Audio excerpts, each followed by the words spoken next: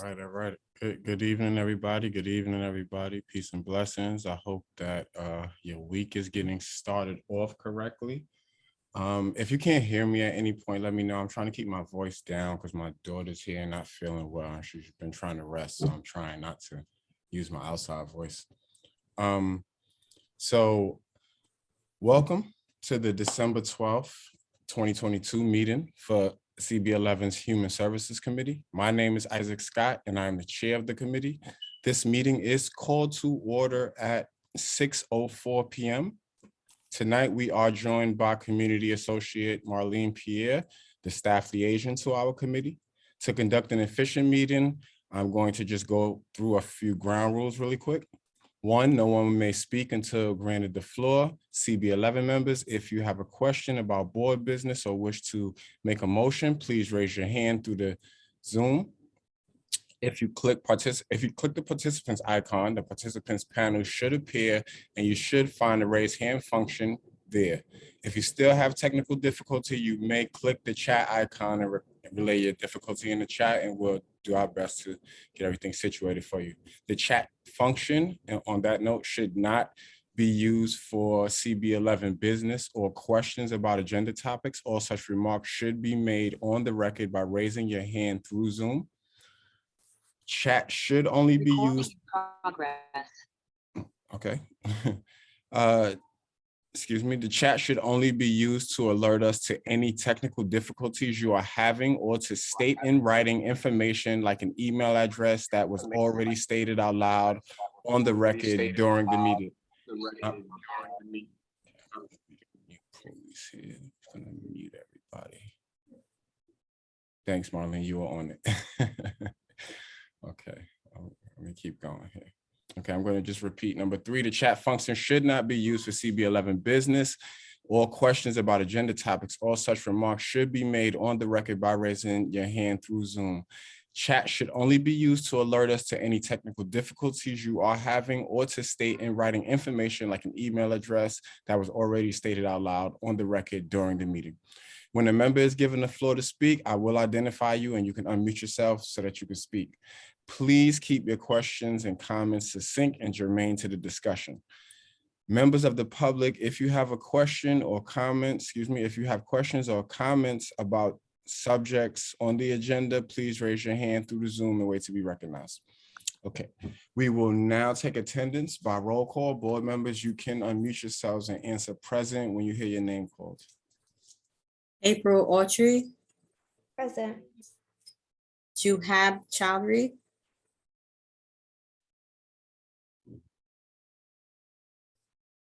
Juhab, Osendi Garcia, Present. Brandon Gillespie,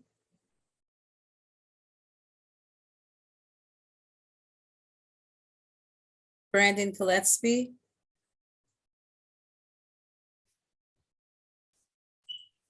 Jennifer Meyer, Here. Jennifer here. thank you.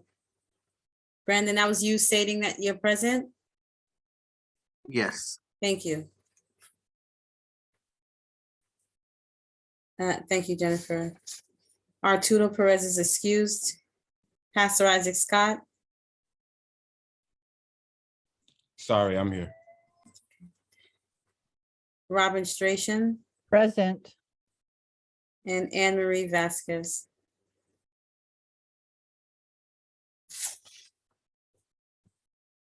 I think she's having trouble, Marlene. She mentioned she's here in the chat. Thank you.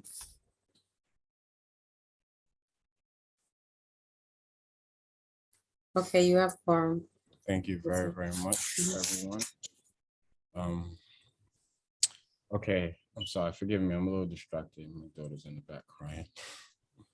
Okay, adoption of the agenda. The agenda for tonight's meeting was distributed ahead of time by the board office and was posted online. If there's no objections, we will adopt the agenda as stated. Committee members, if you object to adopt an agenda, please raise your hand through the Zoom.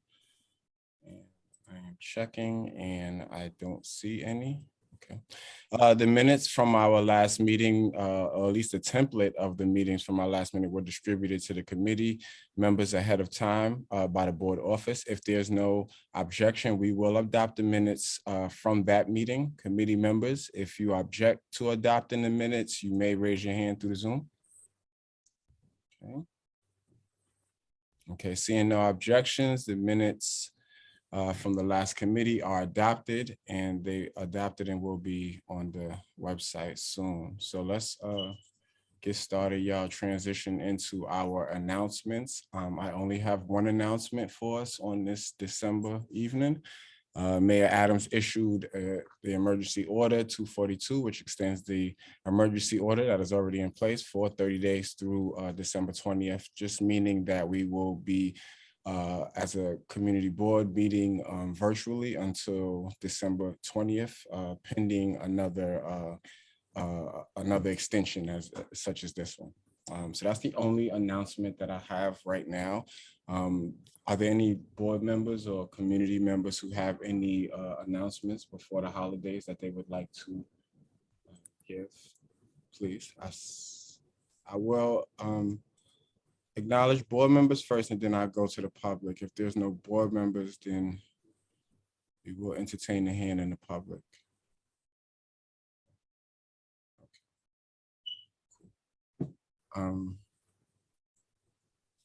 Shannon, is Marlene and Shannon able to speak? Yes, everyone's able to speak. They have access. They just have to unmute themselves. Thank you. Can you hear me all right? Yes. Let me lower my hand first. So first of all, thank you. My name is Shannon Chung. I am a researcher from Strength in Numbers Consulting Group. I'm working with the nonprofit development group, Ascendant Neighborhood Development.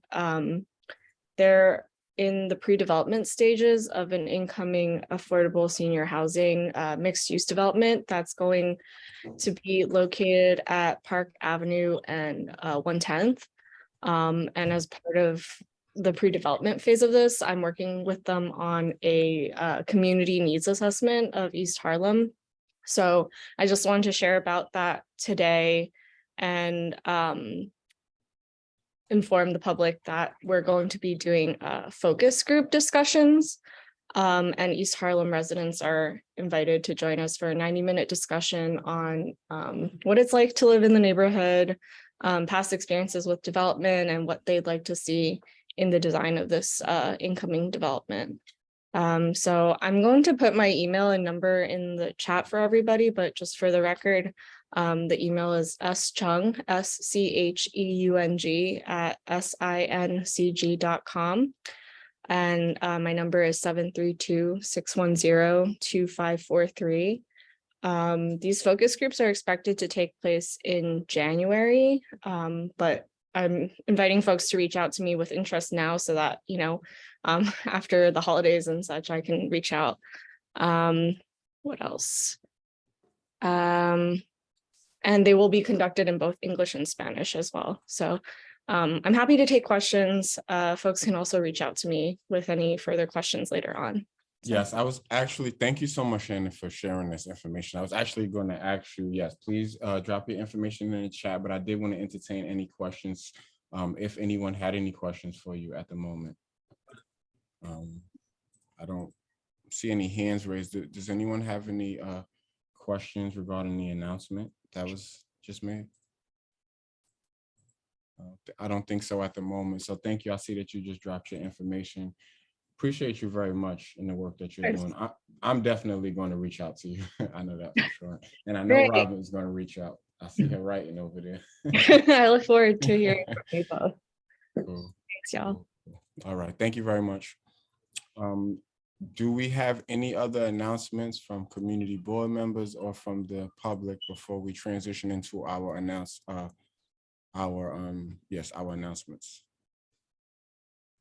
Oh.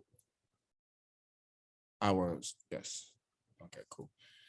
So these were more like our monthly announcements. Those were like just random announcements. So let me just, for my own reading sake. All right, so we can transition now. I saw that we do have Pauline Ferrante on the call from DOHMH. Pauline, you can unmute yourself. How are you this evening? Hi, Chair Scott. Hi, everyone. Good evening. Pauline from the Health Department. So we have slightly good news about monkeypox. Things are calming down. We aren't seeing, a huge uptick in cases. Actually, the case counts for the week have been very low. I believe it was one last week ending last week. So things are looking really good on that front. Hopefully there could be a declaration stating that the crisis is over, but we will wait on that. But with regards to COVID and other respiratory illnesses, those cases are on the rise, and I'm sure everyone's encountered someone who's gotten sick very recently. I have a kindergartner, his whole class was out last week. It's going around. So the commissioner actually just issued a advisory to encourage everyone to continue wearing face coverings and masks in public, especially in crowded indoor spaces. So again, should meetings resume in person, if you are gathering indoors for the holidays with loved ones, again, it's critical that we all continue to follow the core 4 guidance that helped us through the pandemic and, continue washing our hands, making sure that if we are feeling sick to get tested and to stay home. But all of these guidances really will help us hopefully through this flu season, which is looking to be pretty, substantial. And again, the commissioner really announced and is encouraging everyone to continue wearing face coverings. I was on the subway recently and not a lot of people wearing face coverings, and it's just something that we highly encourage. So if you feel as though it's something that you're okay with doing and you want to encourage others to do so as well, it's something that we think will really benefit us and help us through this holiday season. Other than that, there has been no other major announcements in terms of COVID-19 or RSV. And we just want to encourage everyone to get their flu shot if they haven't yet, and to get their COVID bivalent booster. So those are the major updates, and I'm happy to take any questions. Thank you. Thank you very much. Are there any questions? Those updates? Yes, I have a question. With the uptick of COVID, I think recently on Tuesday. I'm sorry, it's very Yes. hard to hear. Yes. Can you hear me better now? Who's speaking? And who's speaking? This is Jahab. Sorry, I hope you. No, you're good. You're good. Just so I couldn't see. Okay, great. I think there were about 1,800 people absent from work this past Tuesday. They said there was an increase in 34% of cases. Now, is there any plan to now maybe, appease the workers from coming into work in person and maybe have a hybrid model of coming in maybe a few days to work and then working remotely? Do you know if is there any conversation with the mayor or with the DOHMH? So is this for city agencies, or is this for private businesses? Because private businesses are able to obviously come up with their own scheduling and how they would like to operate. I believe the city wanted to see all city employees return to the office as much as possible. I know that some accommodations can be made for hybrid, but there isn't any sort of mandate on the city's end to compel private businesses on having hybrid schedules be the new norm moving forward. I was talking more about the city. Yeah, so for city agencies, there hasn't been any conversation, I believe, at least to my understanding. There might be. I can go ahead and clarify that with our team. But to my understanding, I think everything still remains where the city wanted employees back in the office in person.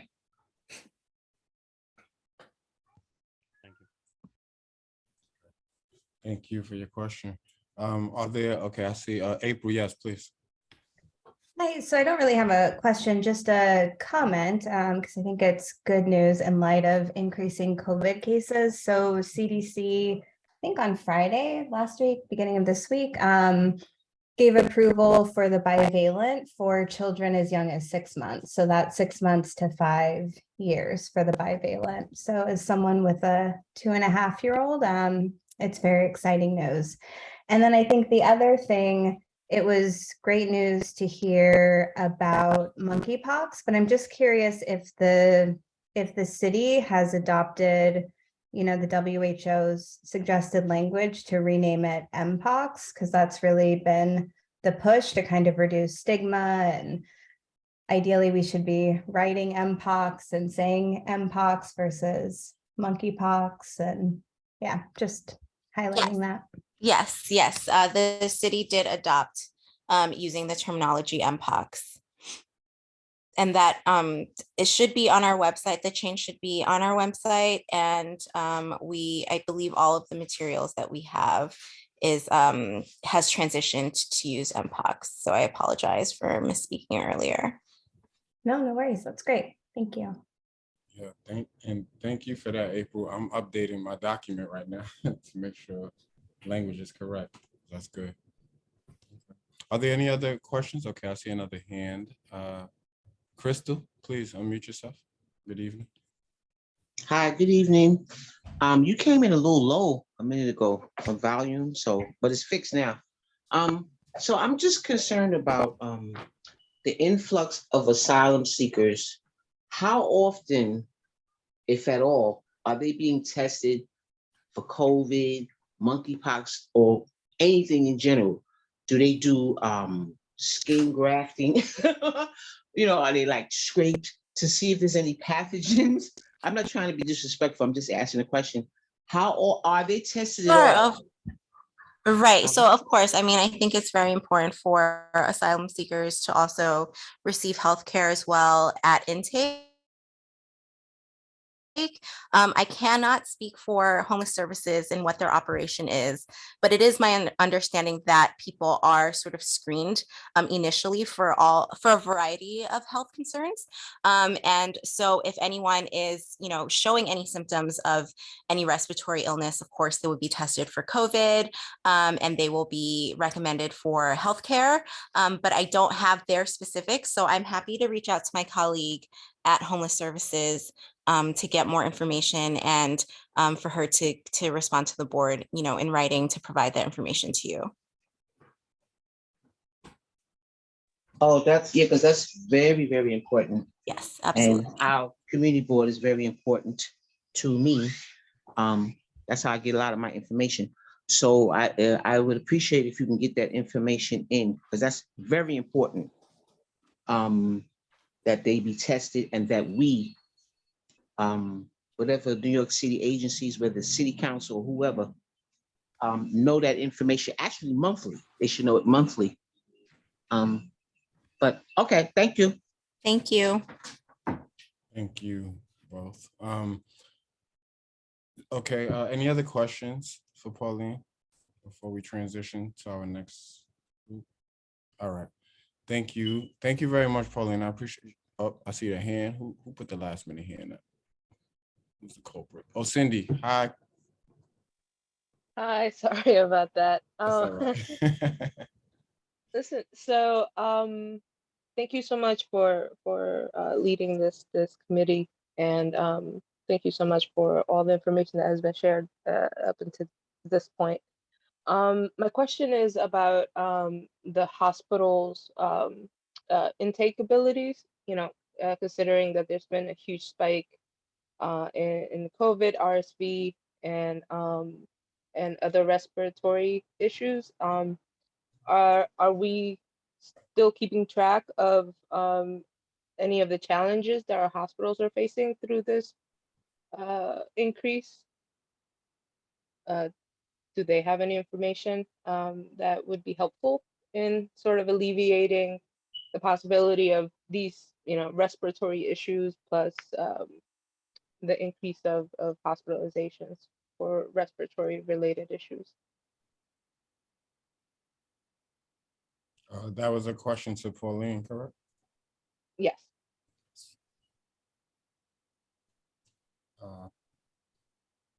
Pauline, are you still there? Did you hear that? Yes. Okay. Okay, yes. So there was a question to you about the hospitals and capacity.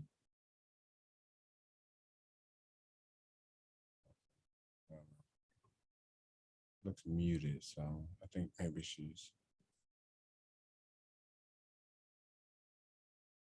having some issues unmuting.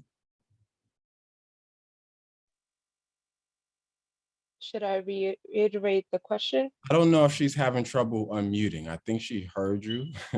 I'm trying to see Oh. now. I'm not sure. Okay. But yeah, let's see.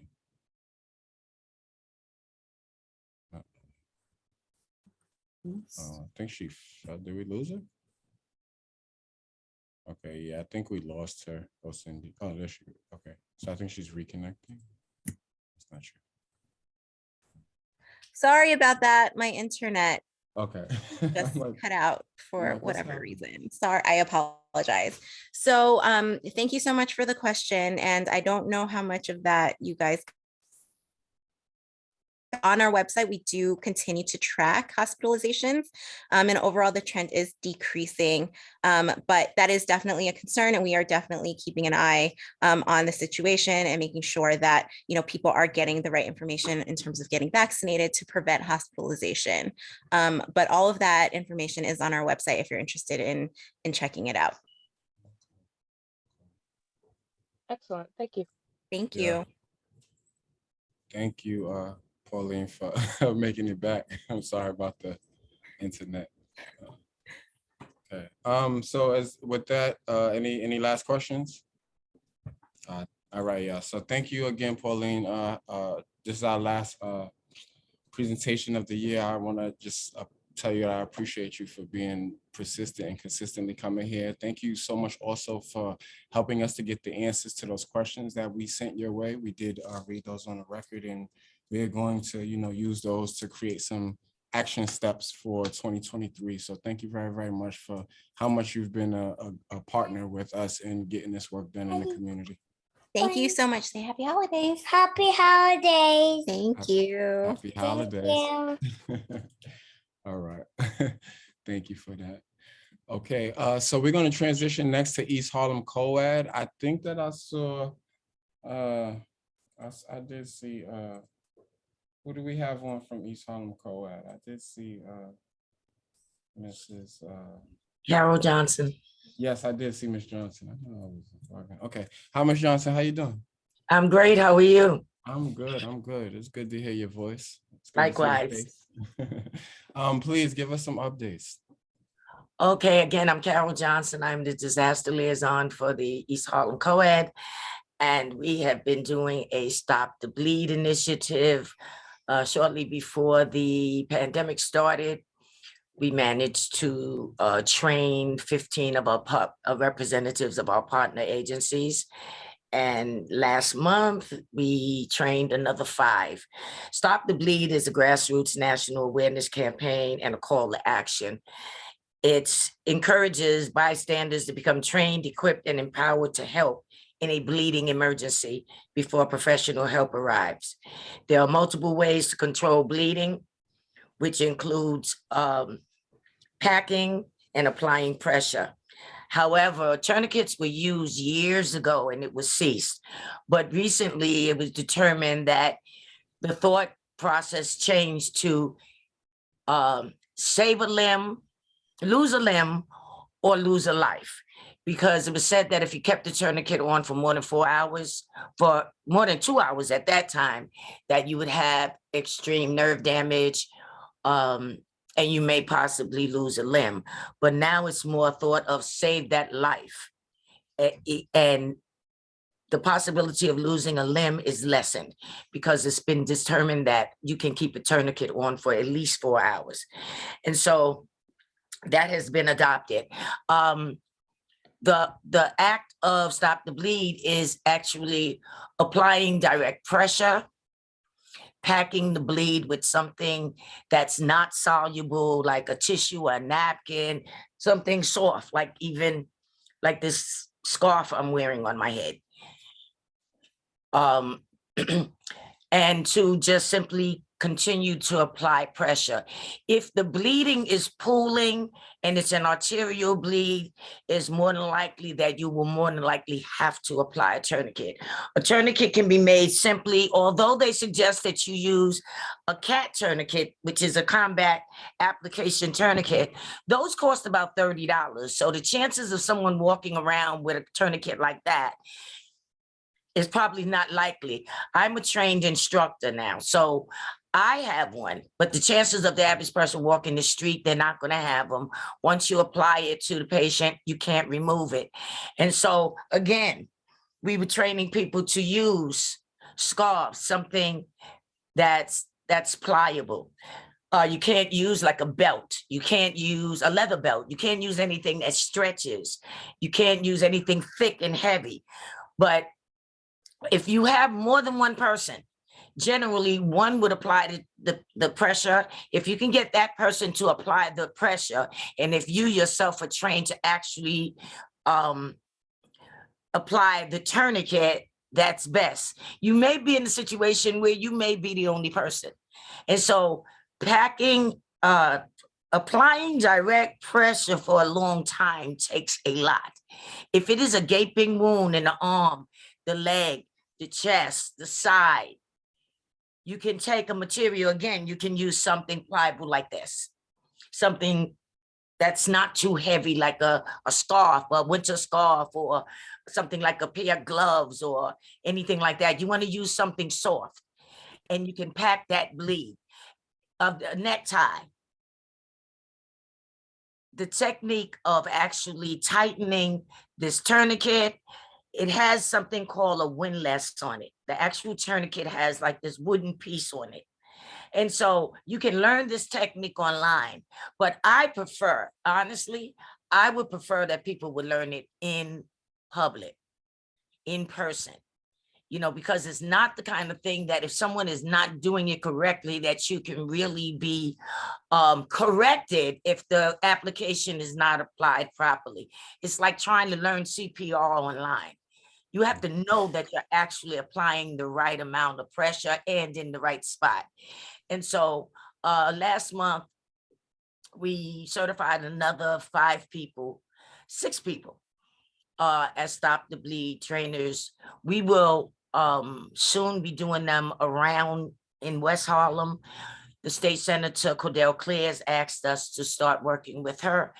And so it's a very, very valuable training, in particular, because in areas like East Harlem, South Bronx, Brooklyn, we deal with a lot of shootings, a lot of stabbings, a lot of elderly people just falling in the street because of the damaged infrastructure. And so this is such a valuable training. And we really hope that people will consider investing time in learning it. Thank you.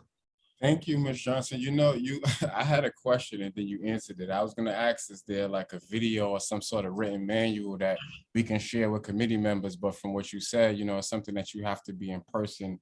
It's that kind of training where you actually need to get the instructions and the hands-on sort of practice with it to make sure that you're doing it right. So this is great. So I guess my next question, I guess, would be, when is the next one? And if it's in different parts of Harlem, can anybody come? It doesn't matter where you, like, I can be from East Harlem and go to West Harlem, right? Once we announce it, it'll be open. We ask that people register, of course, because we are still doing, you know, socially distancing. More than likely, we will be using the mosque on 116th Street and Lenox Avenue. Okay. Between Lenox and 7th Avenue. They've been very open to allowing us to use their space, and they have a very large room. Okay. Okay. That sounds good. Okay. So we got you every month. So we're going to know when that's happening. Yes, definitely. Thank you. Are there any questions for Ms. Johnson from East Harlem Co-Ed? I have a comment. Into the Yes. 16th Street Mosque on Lenox Avenue, we have other large mosques as well that can assist in your investment. Thank you. We appreciate it. Under our grant, we're actually assigned, because we are the East Harlem Co-Ed, but of course we are allowed to blur lines. We can always work something out. with the trainers and the locations to actually go outside of our, as like on a personal level, as an instructor, I Yeah. can do that, yeah. Yeah. So we can always do that. So Thank you. And thank you for offering that space too. Yeah, you can reach out to me. I'm in touch with, I think, all of the East Harlem mosques. I can barely hear, and maybe you can get the information. Yeah, maybe can you leave your information in the chat for her? Because it's really hard to hear you.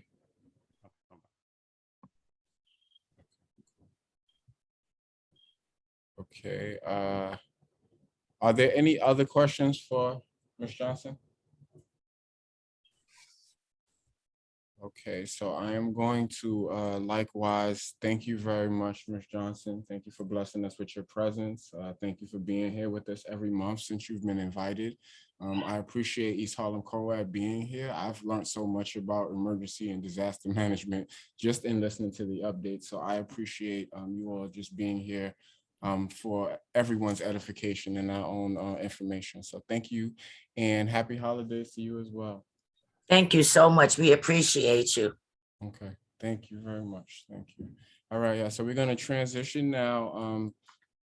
So I believe we have Anne Marie Vasquez will give some updates for Borican Neighborhood Health Center. Am I correct? Yes. Hello, my name is Anne Marie Vasquez, and I am the Director of Marketing, Community Outreach, and Communications at Borinquen Neighborhood Health Center.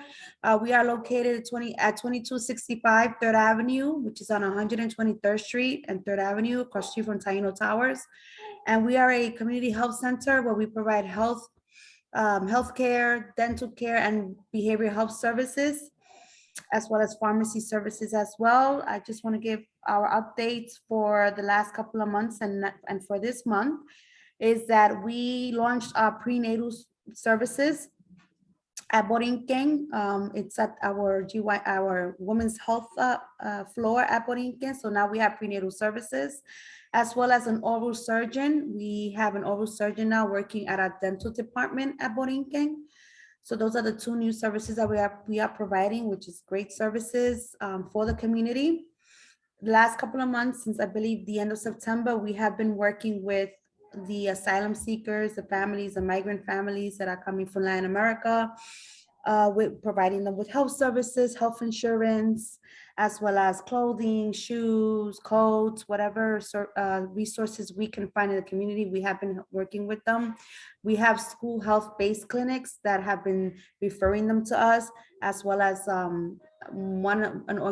two organizations, Exodus and CUCS, they're not that far from us, have been referring them to us for WIC, for pediatrics, and other services as well, healthcare services. Tomorrow we are having our flu event where we're gonna be promoting the flu shot at Borinquen, as well as to the community where you can come in, get your shot. You just, as a walk-in, you don't have to be a patient. Come in, receive your vaccine, and we will be providing a goodie bag for those that come in tomorrow. But we do provide the flu vaccine as well as COVID-19 vaccine and booster to anyone in the community. You don't have to be a patient.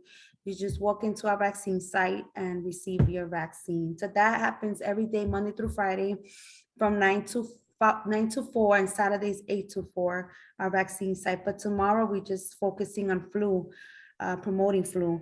And if you come in tomorrow, you get a goodie bag from us, a giveaway. But what else? We also we're collecting toys for our toy drive. Our toy distribution will be December 20th at Borinquen. We'll be providing gifts to all our pediatric patients as well as children in the community. And any questions? Thank you so much, Anne-Marie. You're welcome. Are there any questions? Any questions for Anne-Marie? If you'd like to come and tour Borinquen, by all means, feel free. If I'll put my information in the chat, come in, I'll give you a tour of the place. We have about 4 floors full of all kinds of services, specialties, dermatology, podiatry, optometry. We had cardiology, but hopefully we'll get that back soon.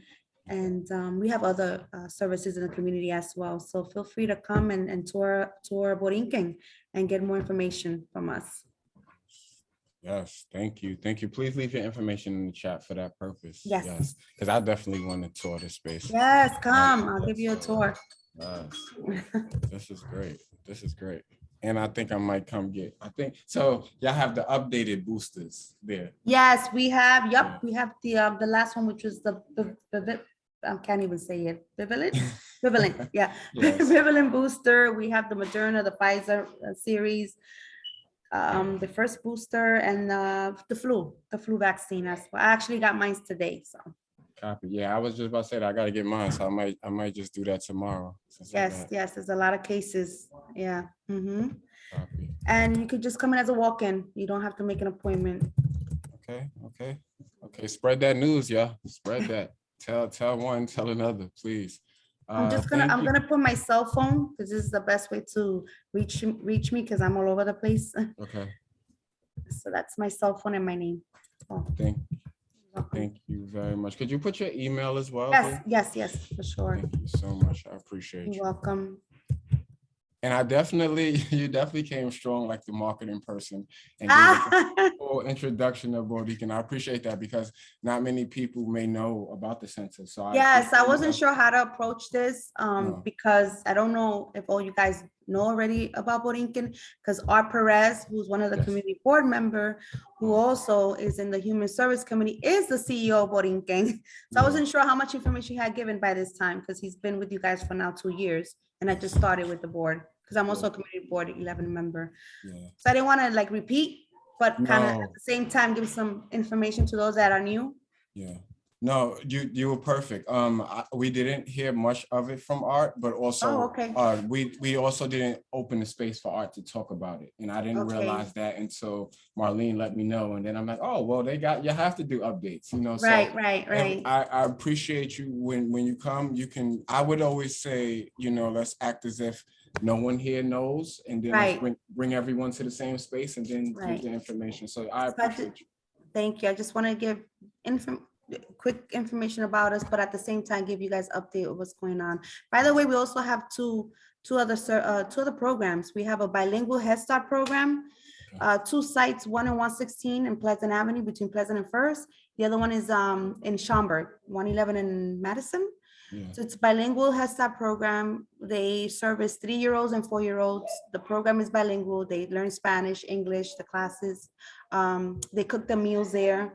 And we also have a senior nutrition program in Casabe Senior Housing. They're on 121st and Lexington, where we provide hot meals for seniors, activities, workshops. So we also have those services in the community besides Borinquen, which is the health center. Yeah, so I can take you guys there too for a tour. That's not a problem. This is great. Okay. Thank you so much, Anne. You're welcome. We appreciate you so much. Are there any questions? A lot of information was just shared about health services in East Harlem. And we're very unique because we are a one-stop shop, I say. We have all the services you could think of. Specialties, pharmacy, peds, adult medicine, behavioral health, all in one building, which is amazing. I think. I don't know. No, that's great. I think so too. Yeah. Okay. So, thank you guys. I appreciate it. Thank you. Thank you very much. And happy holidays to you. Same as to well. you, everyone. Thank you. So yes, we'll look for your information in the chat and we're definitely going to be in touch about that. Going to see some of these sites. That would be great. That is one of the things that I am going to do. I spoke to Xavier and mentioned this to him the last time we spoke. I want to apologize for this because it's a part of life, but I've been just finishing up my last semester and I've been partly not able to, give as much attention to certain areas that I have been wanting to. And now that I'm finishing up, or that I'm finished, actually, I'm going to spend a lot of time I'm about to say next semester. See, my life is in semesters. Next year, I'm going to be doing a lot of site visits to a lot of the community organizations, just walking in and just getting information and being very present and asking folks to come before us, tell us about their services, going out, just being a lot more engaging and present with people because a lot of people don't know, it's only about how many people are on the phone right now, 19 people. Compare that to how many people are in East Harlem impacted by some of the, the decisions and the information and, or it could be, things could be better if more people knew. So just want to make sure I'm doing as much as I can to get out there. I'm already going to be in East Harlem on 116th at the church all the time. So I'll be in that area a lot, but I'm going to be doing a lot more site visits everywhere from like Franklin Plaza, just going all the way uptown as well to our OPC centers and all of that. So as I do that, I'm going to regularly report and have people come before us and build with us, so we can do what we need to do. So that concludes our monthly updates. Thank you, everyone.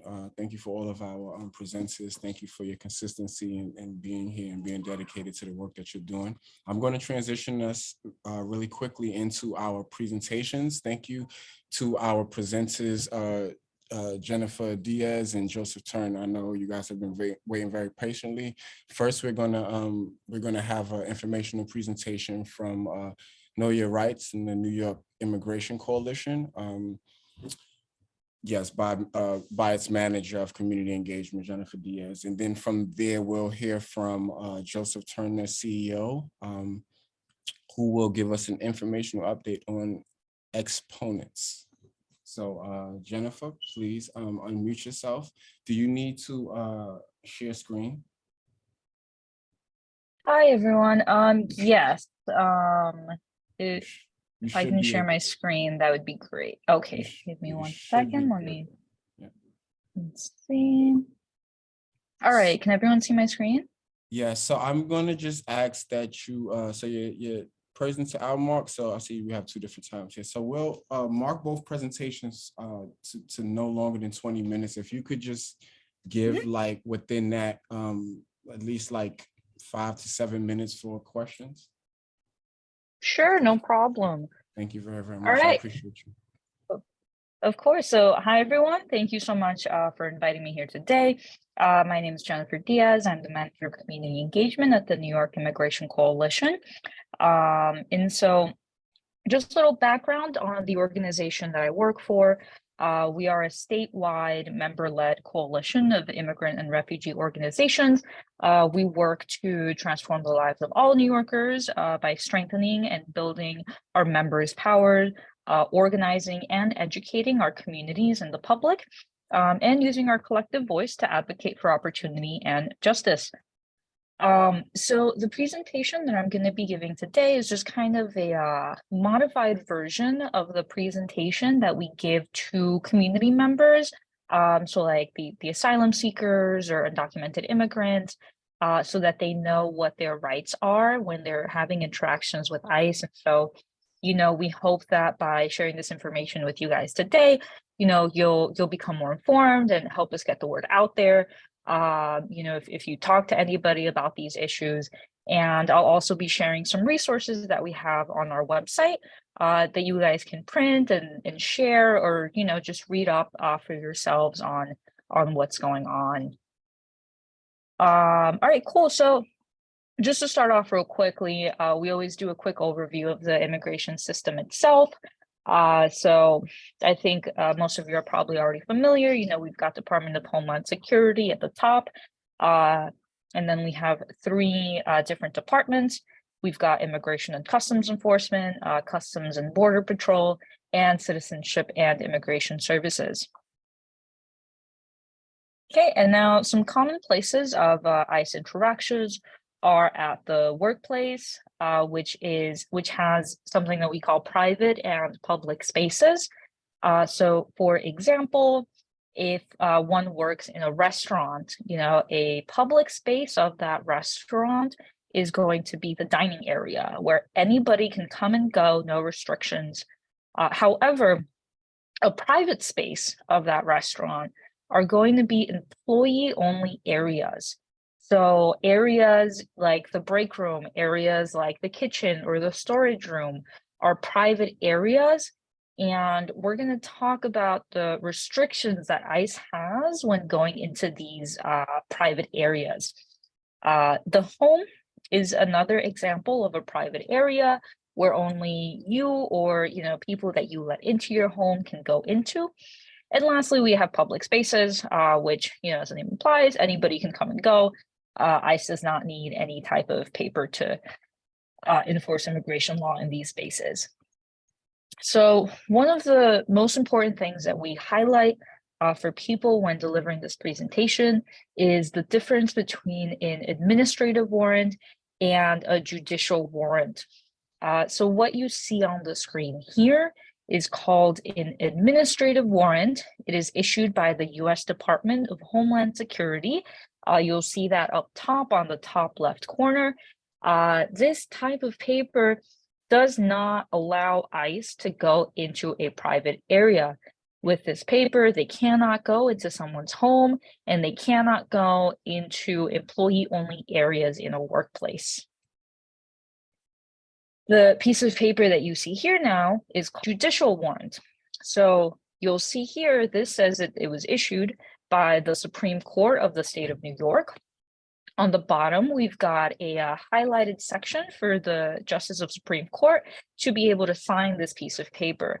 So if ICE shows up at someone's door with this paper and it does not have a signature, it does not give ICE the right to enter their home or a private space.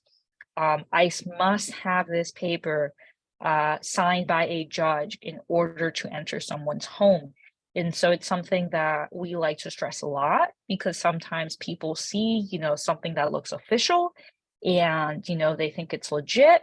But if it doesn't have that signature, we want to make sure everyone knows, and, you guys are helping us share that this is not legit for ICE to enter someone's home.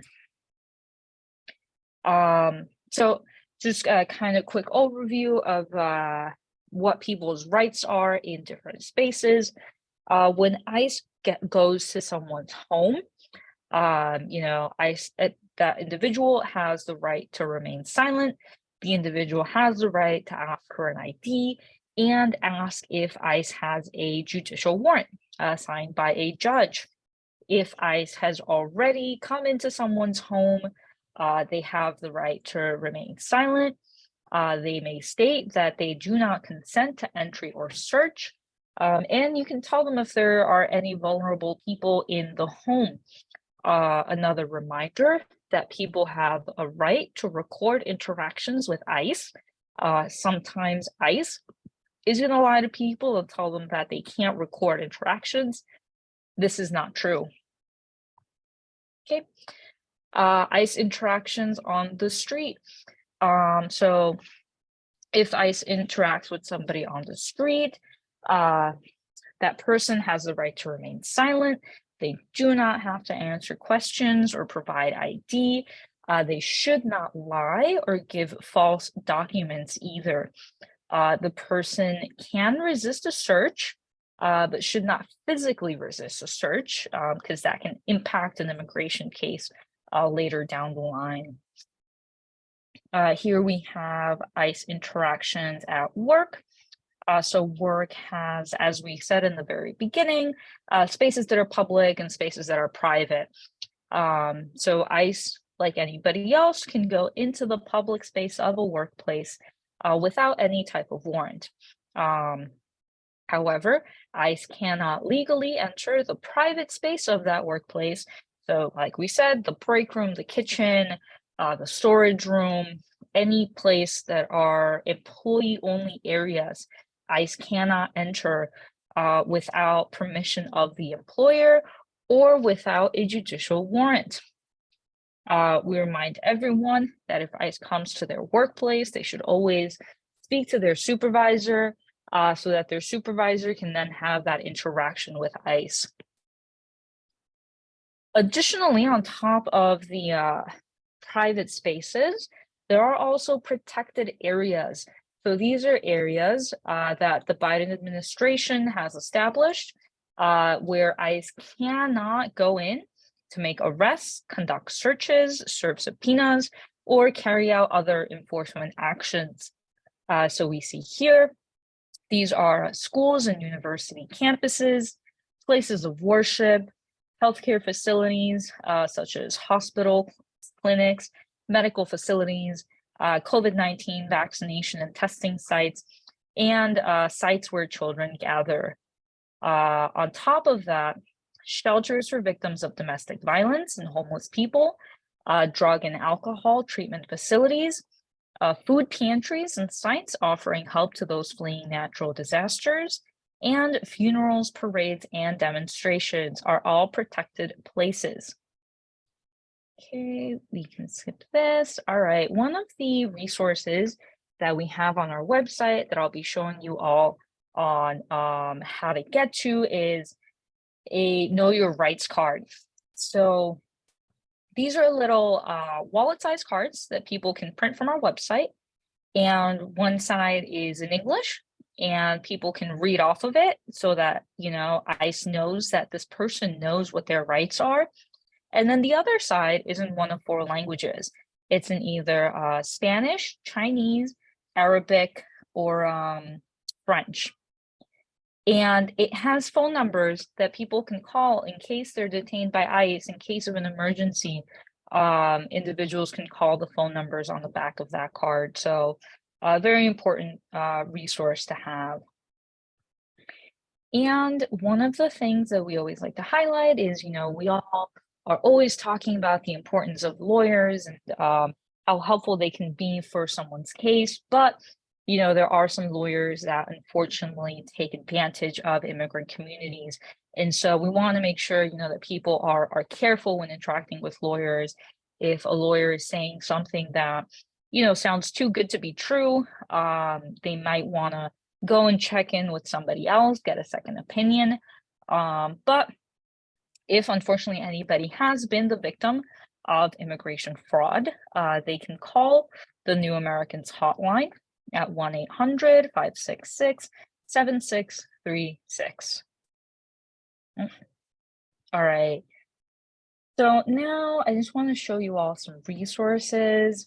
So our website is nyic.org. If you guys go over to resources and training and open up community resources for immigrant New Yorkers, you'll find several resources that we distribute when we go to events. We have something called our New York State Community Toolkit, which is updated on a bi-monthly basis. So this one that you see here was just updated for the November-December cycle.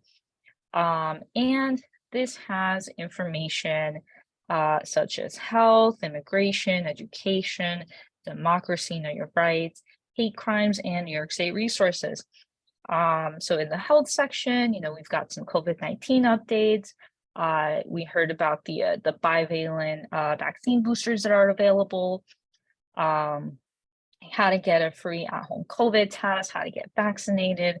In the immigration section, some information for people who are coming from Venezuela, you know, how that process can work for them, how to check in with ICE. So a lot of useful information, you know, good for a read. So you guys can get some information as well and, you know, share out. If you guys know people, you know, that speak other languages that can benefit from this, it is available in Spanish, Arabic, Bengali, Burmese, Chinese, French, Korean, Nepali, Somali, and Ukrainian. So several languages. We've also got Know Your Rights posters, the little Know Your Rights wallets cards that I had talked about earlier. We'll see here, they can be printed. And let's see. We've got some policy guides, some health and safety resources. If people are interested in opening up a business as an immigrant, we have a business guide. If people want to know about financial empowerment, how to open up a bank account, how to save, all these important things can also be found here. And the last resource I want to highlight for you all is going to be on this same page, and it says legal resources. If you click on that, it'll take you to a directory of it's a statewide directory of organizations that offer free legal services. What I like to do is I like to go into map results.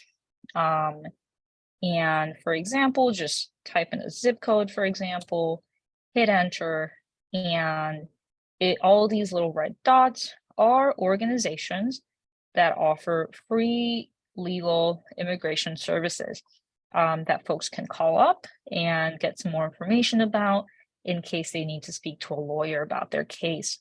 As we know, a lot of organizations at this time are at capacity, right? With a lot of the clients that they're seeing, the influx, that we're seeing of people that need these services. But like I said, this is a statewide directory. So what I oftentimes advise people is, call up as many organizations as you can, and eventually one will have that capacity in that space to be able to serve you. And so that's what I tell people. And I think that is the bulk of my presentation. If there are any questions, I'm more than happy to take them at this time. Thank you very, very much for that presentation. Do we have any questions? I had a question, but the know your rights cards was the answer to the question. How can a person actually, like, I was wondering, like, when ICE is running down on you, it's one thing to say, hey, I know I can do this, I know I have the right to do it, but I wanted to know if there was a law or something that people could reference, but the know your rights card seems perfect because just the presence of them, shows that, you're informed. So I think that's great. Yeah. Yeah. So I see one hand from Crystal Glover. Please unmute yourself.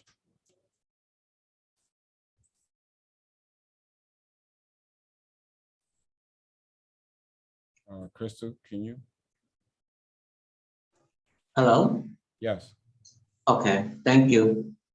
So your guest, I'm sorry, I didn't catch your name. Jennifer Diaz? Yes, Ms. Diaz. that is right.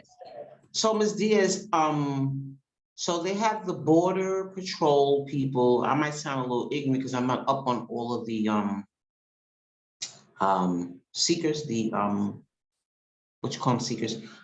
But my question was, the UN and all of those people, when they have a number, because Senator Cordola Clear, I think it's her name, she gave a workshop, a really, really good workshop on asylum seekers. She had the commissioner there and all these people, and I happened to go. And so I learned a lot, but I was wondering, like, there's like thousands of asylum seekers coming in. So I'm assuming that, I know that they built tents and stuff to keep track of them, but since they have these freedoms and rights and stuff, are they able to just, like, what if they don't have someplace to live? Like, is their living space being tracked? Are they keeping count of every asylum seeker, or are they just wandering once they get over here? Okay, thank you for your question. I think that's Thank you part for of my your question. question. Okay, do you want to finish the other part of your question, or? Because a lot of us, including myself, I was really ignorant about asylum seekers. I didn't know that, for one thing, it's legal. People have been traveling from place to place forever, so it's nothing new. But for those of us that are up on it, we might be a little ignorant to it. But I've spoken to people, quote, citizens, okay? And so a lot of us was feeling like, yo, what's going on? They letting in all these people, what's up? And they giving them this and all this kind, and we got people sleeping in the subways and under bridges and all this kind of stuff. And we was like, how does that work? How do you balance allowing hundreds of thousands of people coming, fleeing their country because their countries are bombarded with dope and cartels. So they're coming over here, and then we got our problem with cartels. So how do you juggle, how is the system juggling this situation? Because everything is really quiet. If you notice, everything is so quiet, you hear pin drop. So the question is, where they're being housed from this day forward? I'd like to know. And is there a count? Are they keeping up with them and stuff like that? I'm sorry for being long-winded. That's okay. So quite honestly, I don't think I'm the best person to answer that question. I'm not up to date exactly with what's happening. What I can say though is that people that arrive at the border are processed by immigration services. They fill out the paperwork and everything, and then they're given a court date, and if they change addresses, if they're at a shelter or anything, they're required to update that information with USCIS so that they can keep track of where they're at and know where they should be receiving their mail. I know that there are instances in which people are having trouble doing that, and they're getting mail at places in different states that they're not even at, for example. So I think it's a bit of a complicated question to answer. I'm sorry, I don't have more of a direct answer to that. No, that was a perfect answer. Okay. So you're saying that they're being allowed to come over because they have a right. That's asylum seekers. That's normal. Yes, seeking asylum is within everyone's right. It is a legal right. And, Right. they're presenting themselves at the border in order to process that case. Right. And so, so they're being counted and tracked, because that's like very important. So I'm just, and you said you So can't I answer. don't know if they're being tracked per se. I know some immigrants that have ankle bracelets placed on them. That unfortunately is not the best way to keep track of people. So I don't know right now what Immigration Services is doing in order to keep track of all of the applications that are flooding in at this moment. And let me chime in to just redirect and bring us back. This presentation is on knowing your rights as if you are a part of the immigrant community. So I don't think she's the best person to answer the types of questions that you're asking about, capacity and who's tracking people and such. There's a lot. I would say the best thing to do to educate yourself on these type of issues, Ms. Glover, is to read about them. Go to the website. They have government websites for them, and also read literature about it to get the information, and you'll be able to direct and get to that information. But this particular presentation is on folks being informed about the rights that they do have as people who are part of the undocumented community. Cindy, please transition us. Of course. Well, I wanted to touch on one of the concerns that was brought up by I believe her name is Crystal.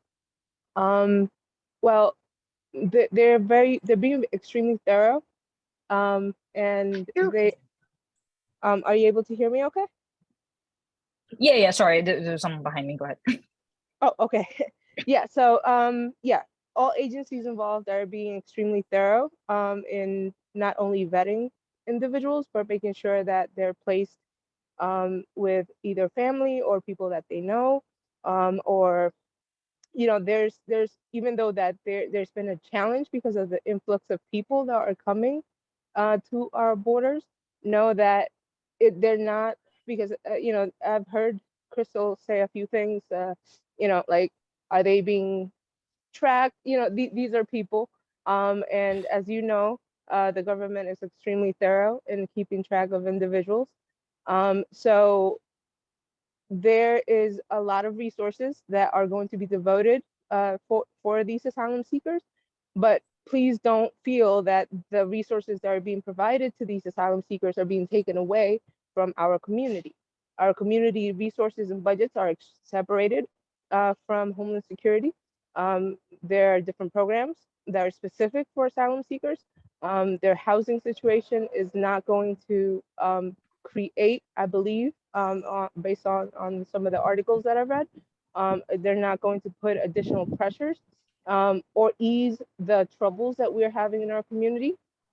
So I hope that you do seek out some of the information that you seek and find some comfort in knowing that these people are coming from very troubling situations, and it doesn't take away from ours. I am very grateful for Jennifer Diaz for her presentation and sharing this information. I'm going to be forwarding it with other organizations that are working very diligently to make sure that the needs of these of asylum seekers and other immigrants are being heard and are, actually being, their issues are actually being resolved, and or, because a lot of the issues that these individuals are having are very much in line with some of the issues that we already have. So a lot of the work that is going to, positively impact immigrants and new asylum seekers is from decades and decades of work that we have put into, the agencies have put into our communities. So thank you so much, Jennifer, for being here and sharing this information with us. Thank you. Thank you. Cindy, thank you very, very much for all of those points of clarity. Thank you very much. I'm going to allow Crystal to get a, I don't know if you want to say something in response to that. And then I'm going to go to Carol Johnson, and then we're going to transition to our next presenter. So thank you. Thank you very much. Yep. Yeah, thank you for allowing me to respond. And I just want to make it clear that the asylum seekers aren't just from Mexico and Ecuador. You have African, they're from Haiti, they're from all over. So I just wanted to make that clear. Thank you. All right, thank you. Ms. Johnson, can we? Yes, thank you. you. Can unmute yourself, yep. Thank you for your presentation. My question is, we know we've heard in many cases where people were aggressively dealt with, and also in cases where they didn't have the appropriate documents, but fear, of being heard or any other further retribution, those people went with them. If a family member, if this takes place in front of a family member, is there a hotline that can be called to immediately get the information to someone for help? I'm sorry, can you clarify what exactly was the situation? So in many cases, people were like aggressively removed from homes and places from the street. In cases, that they did not have the appropriate signed documentation. Is there a hotline available for people to call to get information, to state what happened, to find out information as to where these people are being detained, where they're being taken to? Is there any particular thing Gotcha. that People that are being detained by immigration, like people that are being detained by ICE, you mean? Yeah. Oh, okay, like okay. the So there house and is they snatch the yes. father out of this apartment. What can the family there do? I got you now. So there is a website. Let me just look it up real quickly. But it's like detention ICE locator. I don't know if that rings a bell or anything for you. But give me a second. I'll drop it in the chat. And on this website, if that family should know the individuals, they call it the A number, the number that immigration gives them.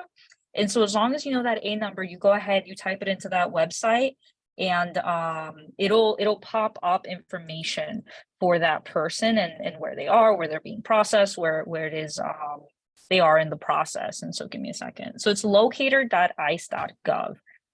Give me a second. I'll drop it in the chat. Yeah, thanks. I was trying to find it on my end. I didn't see it. .gov. Yeah, but that's a really good question. Thank you. Thank you. Okay, with that, seeing no more hands, Jennifer, thank you very, very, very much for this presentation. It was very, very informative, and I put the website already that you were referencing with the resources in the chat, so it's already there. That was my last comment. So please, everyone, click on it, look at those resources. There was a lot of information there. I did have a chance to browse it during the presentation. Please look through it more thoroughly. It's very, very important. Jennifer, any last words before? Thank you so much for inviting me, and you guys have a great rest of your evening and happy holidays. Thank you very, very much. Happy holidays to you as well. Okay, with that, we're going to go to our final presenter, Mr. Turner. Thank you very, very much, man, for your patience. I see you sitting there. You look really good. I like your background and all of that. Thank you for your patience, man. Thank you. Thank you so much. I won't be before you long. There's a dinner and a piece of sweet potato pie that's calling my name, and so I'll be out of your way quickly. Okay. Do you need to share screen? No, not for this. This will Okay. be an oral presentation. I'm here. I'm Joe Turner, President and CEO of Exponents, but I'm also here with Samantha Lopez, our Chief Operating Officer, and Donald Powell, who is our Senior Director of Policy and Development. And we're honored to come before the board. I also want to thank Jennifer for that presentation.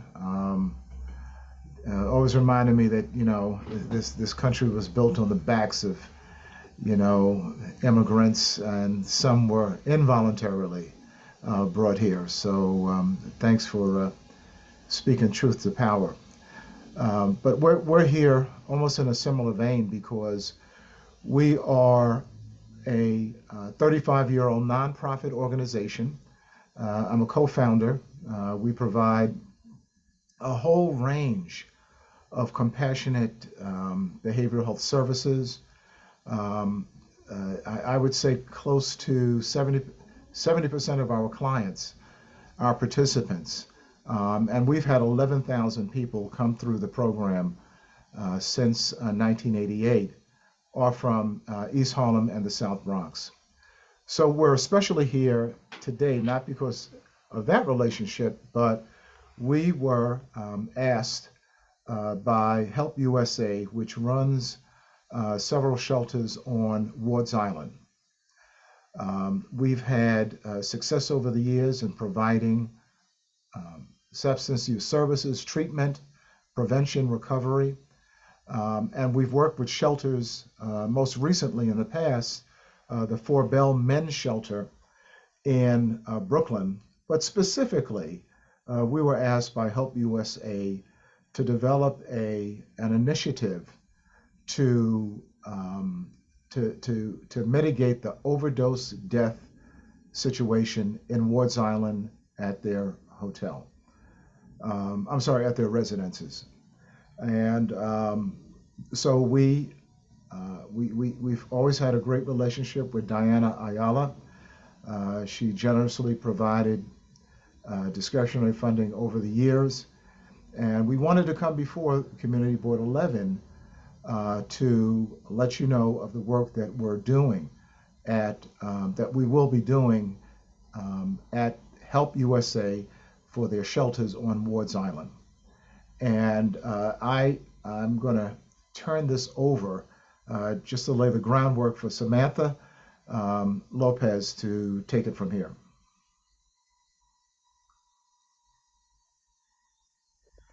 Hi, good evening, everyone. Good evening, members of Community Board 11. Thank you for giving us the opportunity to present to you tonight. We want to be mindful of time constraints. So I'll quickly introduce our organization's mission and service continuum. As Joe said, I'm Samantha Lopez. I'm the Executive Vice President and Chief Operating Officer of Exponents. And we're here tonight to inform you regarding a project currently under development, with one proposed site of that project being Ward's Island. Exponents is a nonprofit in Lower Manhattan dedicated to serving those impacted by addiction and other chronic health conditions. Our services are delivered through a client-centered, strength-based approach that greatly improves health outcomes and overall wellness in our communities. Our services are targeted to persons with active problematic substance use or in any stage of recovery from addiction. Currently, we provide outpatient medically supervised drug treatment services in our clinic, which is licensed by the State Office of Addiction Services and Support, OASS. We have a recovery and wellness center with recovery and wellness structure, drop-in center, which has a range of supportive and sober socialization activities, including relapse prevention, peer mentoring, group support, and vocational services. Low threshold alcohol and drug counseling for those living with or at high risk for HIV, offers health education with an emphasis on self-care and medication adherence, and a department for professional training and development that readies our program graduates and community members, interested community members, for careers in the substance use treatment field as credentialed alcohol and other drug counselors and peer advocates. Additionally, we provide a range of ancillary services that include GED classes, a cyber lounge for preparation of resumes and online learning for our participants, and a clothing closet where those returning to work can avail themselves of appropriate workwear. We have 2 mobile health units that provide hepatitis screening, HIV testing, and screening and enrollment into our substance abuse treatment services that operate in Manhattan, Upper Manhattan, Brooklyn, and the Bronx mainly, but we're available citywide. We're here tonight to present an expansion to our mobile and outstation health services. It's an initiative being developed to conduct street-based outreach and education on harm reduction services, which, as Joe mentioned, has the ultimate aim of helping to stem the overdose crisis the city is currently facing. So I'll turn it over to my colleague, Donald Powell, who is Exponent's Senior Director of Programs and Development, and he's going to drill down on the details of the proposed program's objective and components. Donald. Good evening, everyone from Community Board 11. We appreciate your time, so I'm going to jump right into it. A couple of years ago, through our relationship with Samaritan Daytop Village, we were able to present a harm reduction continuum for 4 Bell Men's shelters. Samaritan Daytop Village is tasked by Department of Homeless Services to operate that particular shelter. And one of the things that they saw a couple of years ago in the height of COVID-19 was an increase in overdose, opiate-related overdoses, fentanyl poisoning, and so they wanted to do something. I think, I'm not sure folks know, but Samaritan Daytop Village is a legacy abstinence-based recovery institution and drug treatment program. And so they weren't necessarily prepared to provide other options like harm reduction. So we went in and we began to, with some other partners, provide syringe exchange, fentanyl drug testing strips, Narcan, overdose reversal kits, and access to our services. Samantha mentioned our medically supervised outpatient drug treatment program. There's also a psychiatric nurse practitioner attached to that program as well, because one of the things that we recognize is that oftentimes people are using drugs because they're self-medicating, underdiagnosed or non-diagnosed mental illness. They're struggling to manage post impact of trauma and adverse childhood experiences. And so the opportunity to have somebody to work with individuals around that is really beneficial in helping them understand the triggers, the origins of their use, so that they can make a decision to either seek an abstinence-based recovery or one that reduces the harm and the risk associated to their drug use. So about 6 months ago, Joe was contacted by the leadership at Help USA. Help USA provides housing and supportive services in New York State as well as outside. They have some services in Las Vegas as well. And they wanted to request a very, very similar program. One of the things that we're going to expand on the program was Help USA. We're going to create all of the harm reduction activities that we talked about, but we're also going to do some training with the staff there to help them understand what a harm reduction. We have developed trainings in our Center for Personal and Professional Development that specifically speak to the science of harm reduction and harm reduction as an engagement tool. And those are KSAC, Classroom Instruction Hour, eligible. So we would do that with the staff there, but we'd also do the recovery coach training with residents handpicked by the administration there, because one of the things that they recognize is that folks go home. And so there are individuals who are in some sort of recovery of their own, and they're trained with the tools to kind of couple their lived experience with some engagement and some encouragement to individuals. We realize that that's helpful. So we're going to be providing those trainings for individuals as well.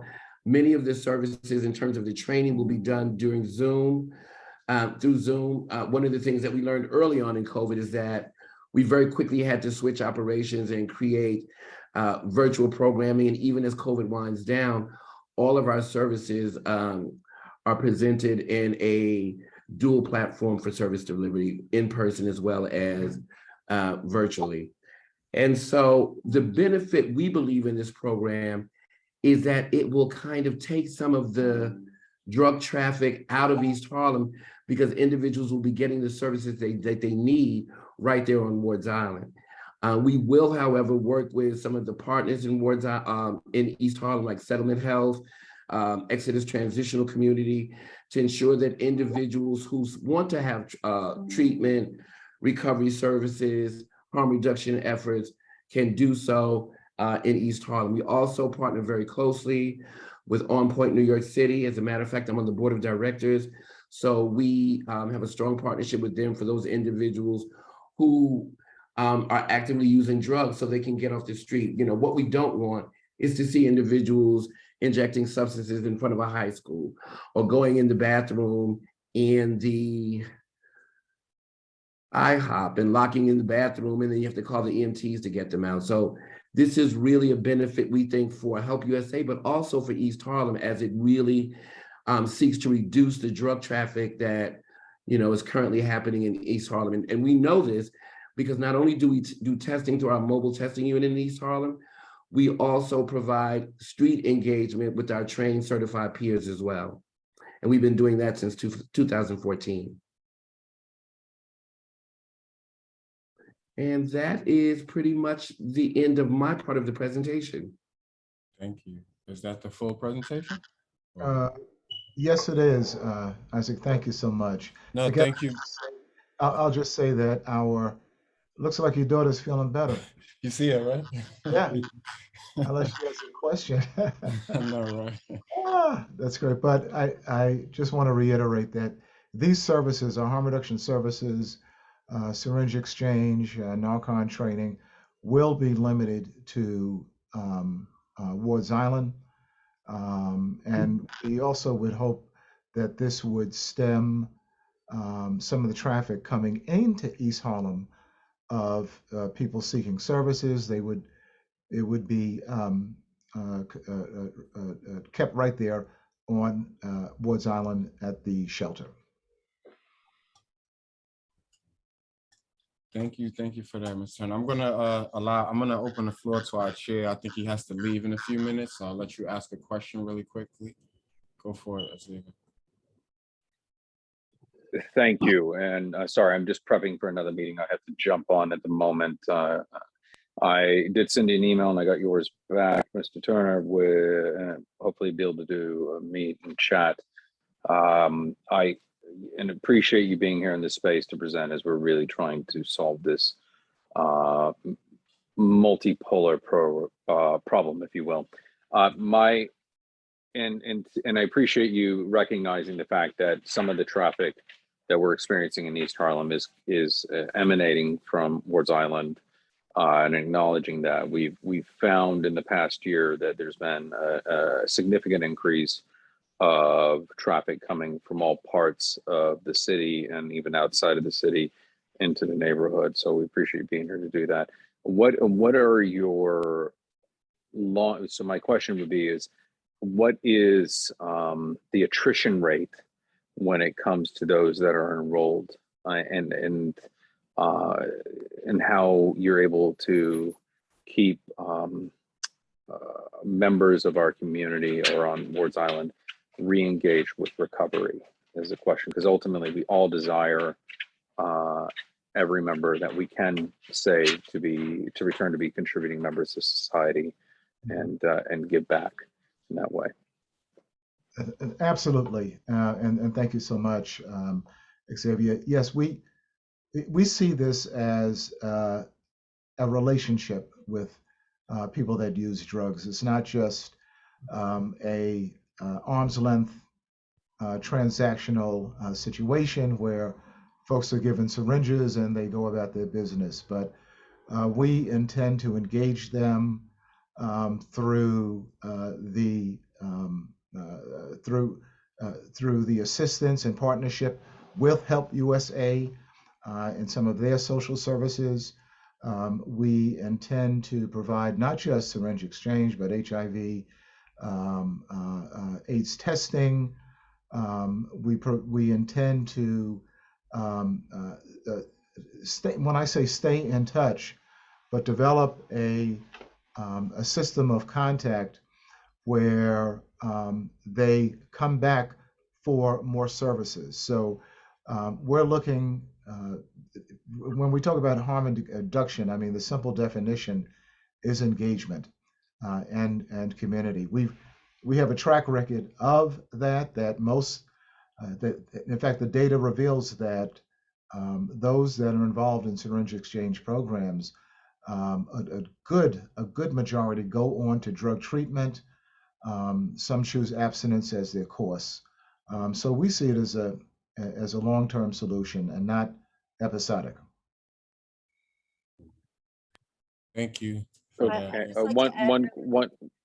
Oh, sorry. Just one quick follow-up. What would you be so kind as to email to Marlene your stats as well? That would be helpful for this for our committee here. So actually, I'm gonna let me jump in on that note. So we actually, one of the things I was going to mention is that we have an organizational assessment that we are asking organizations to just fill out to give us some more insight into the work that they're doing. So I was going to forward that over to you all anyway. So I think that'll get to that information that you're asking for, Xavier.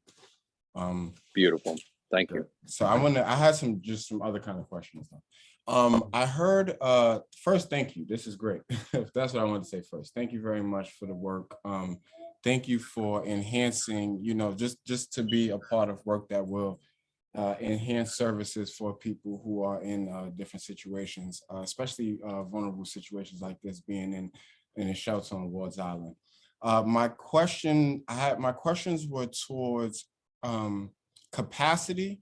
Like I'm not sure like how many people you are actually able to work with at one time, but then I also wanted to get a sense of, like, I heard the word graduates used. So are these like cycles people go through? Like, how do people like get involved in the work that you're doing?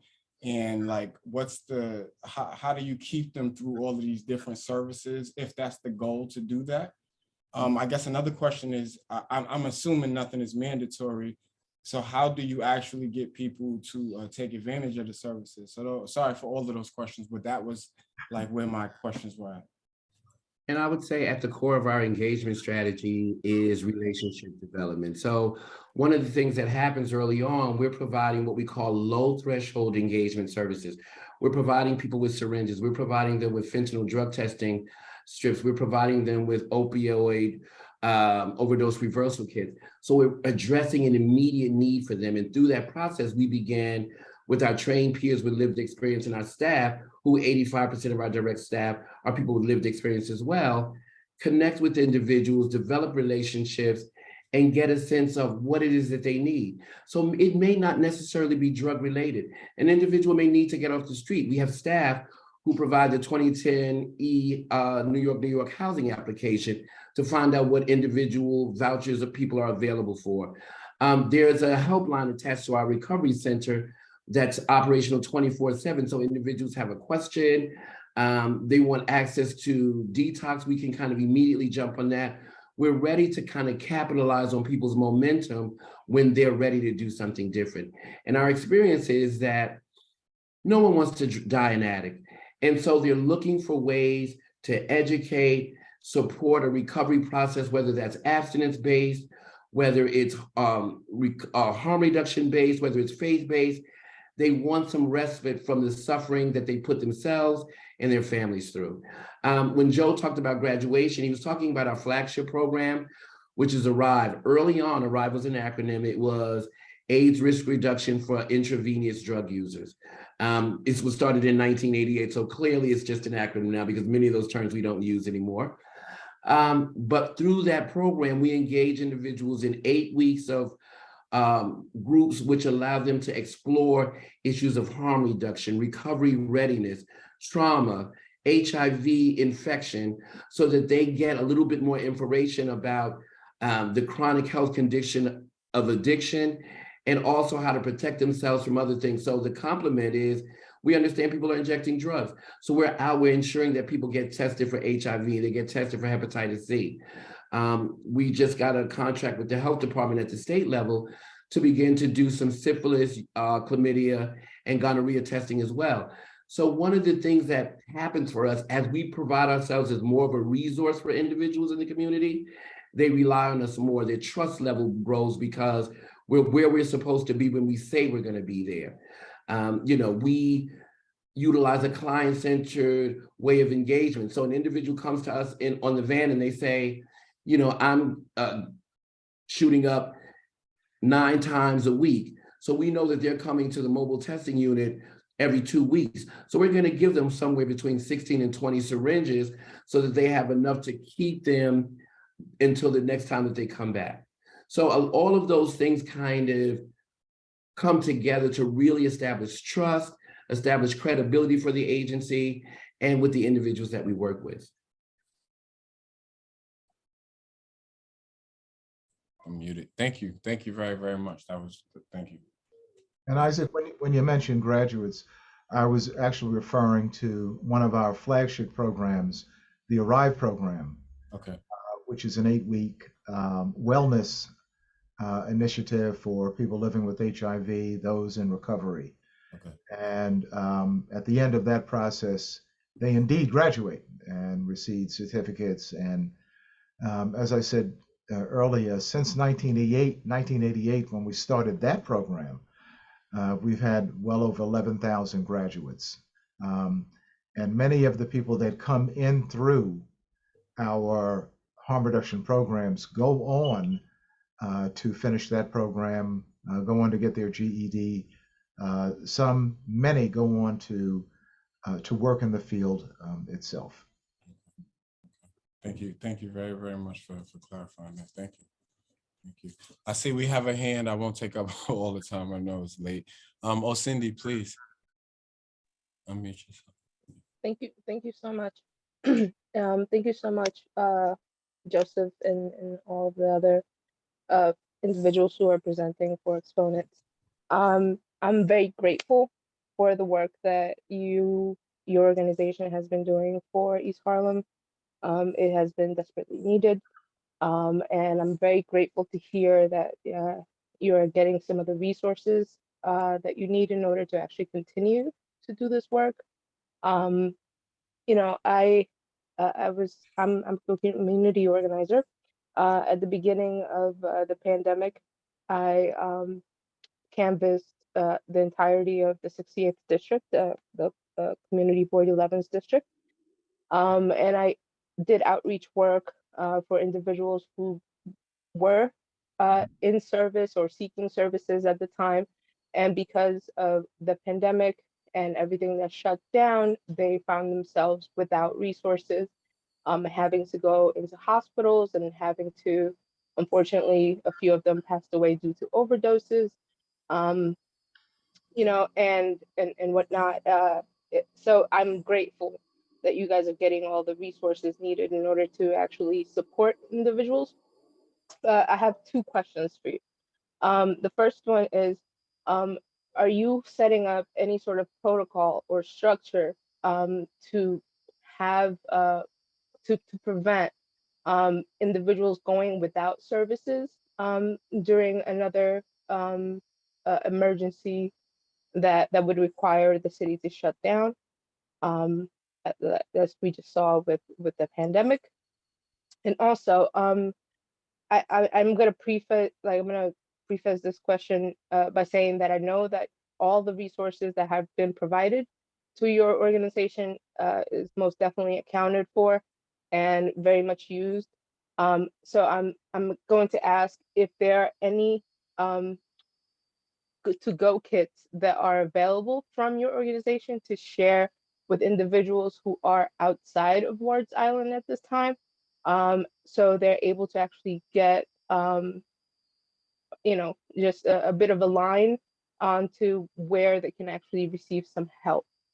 And if you don't have any kits to give out or any pamphlets to give out or anything like that, how can this committee help you to get additional resources to make sure that information is being distributed for individuals who don't have access to Wards Island? I can So let take me the just- first part of that question, Cindy.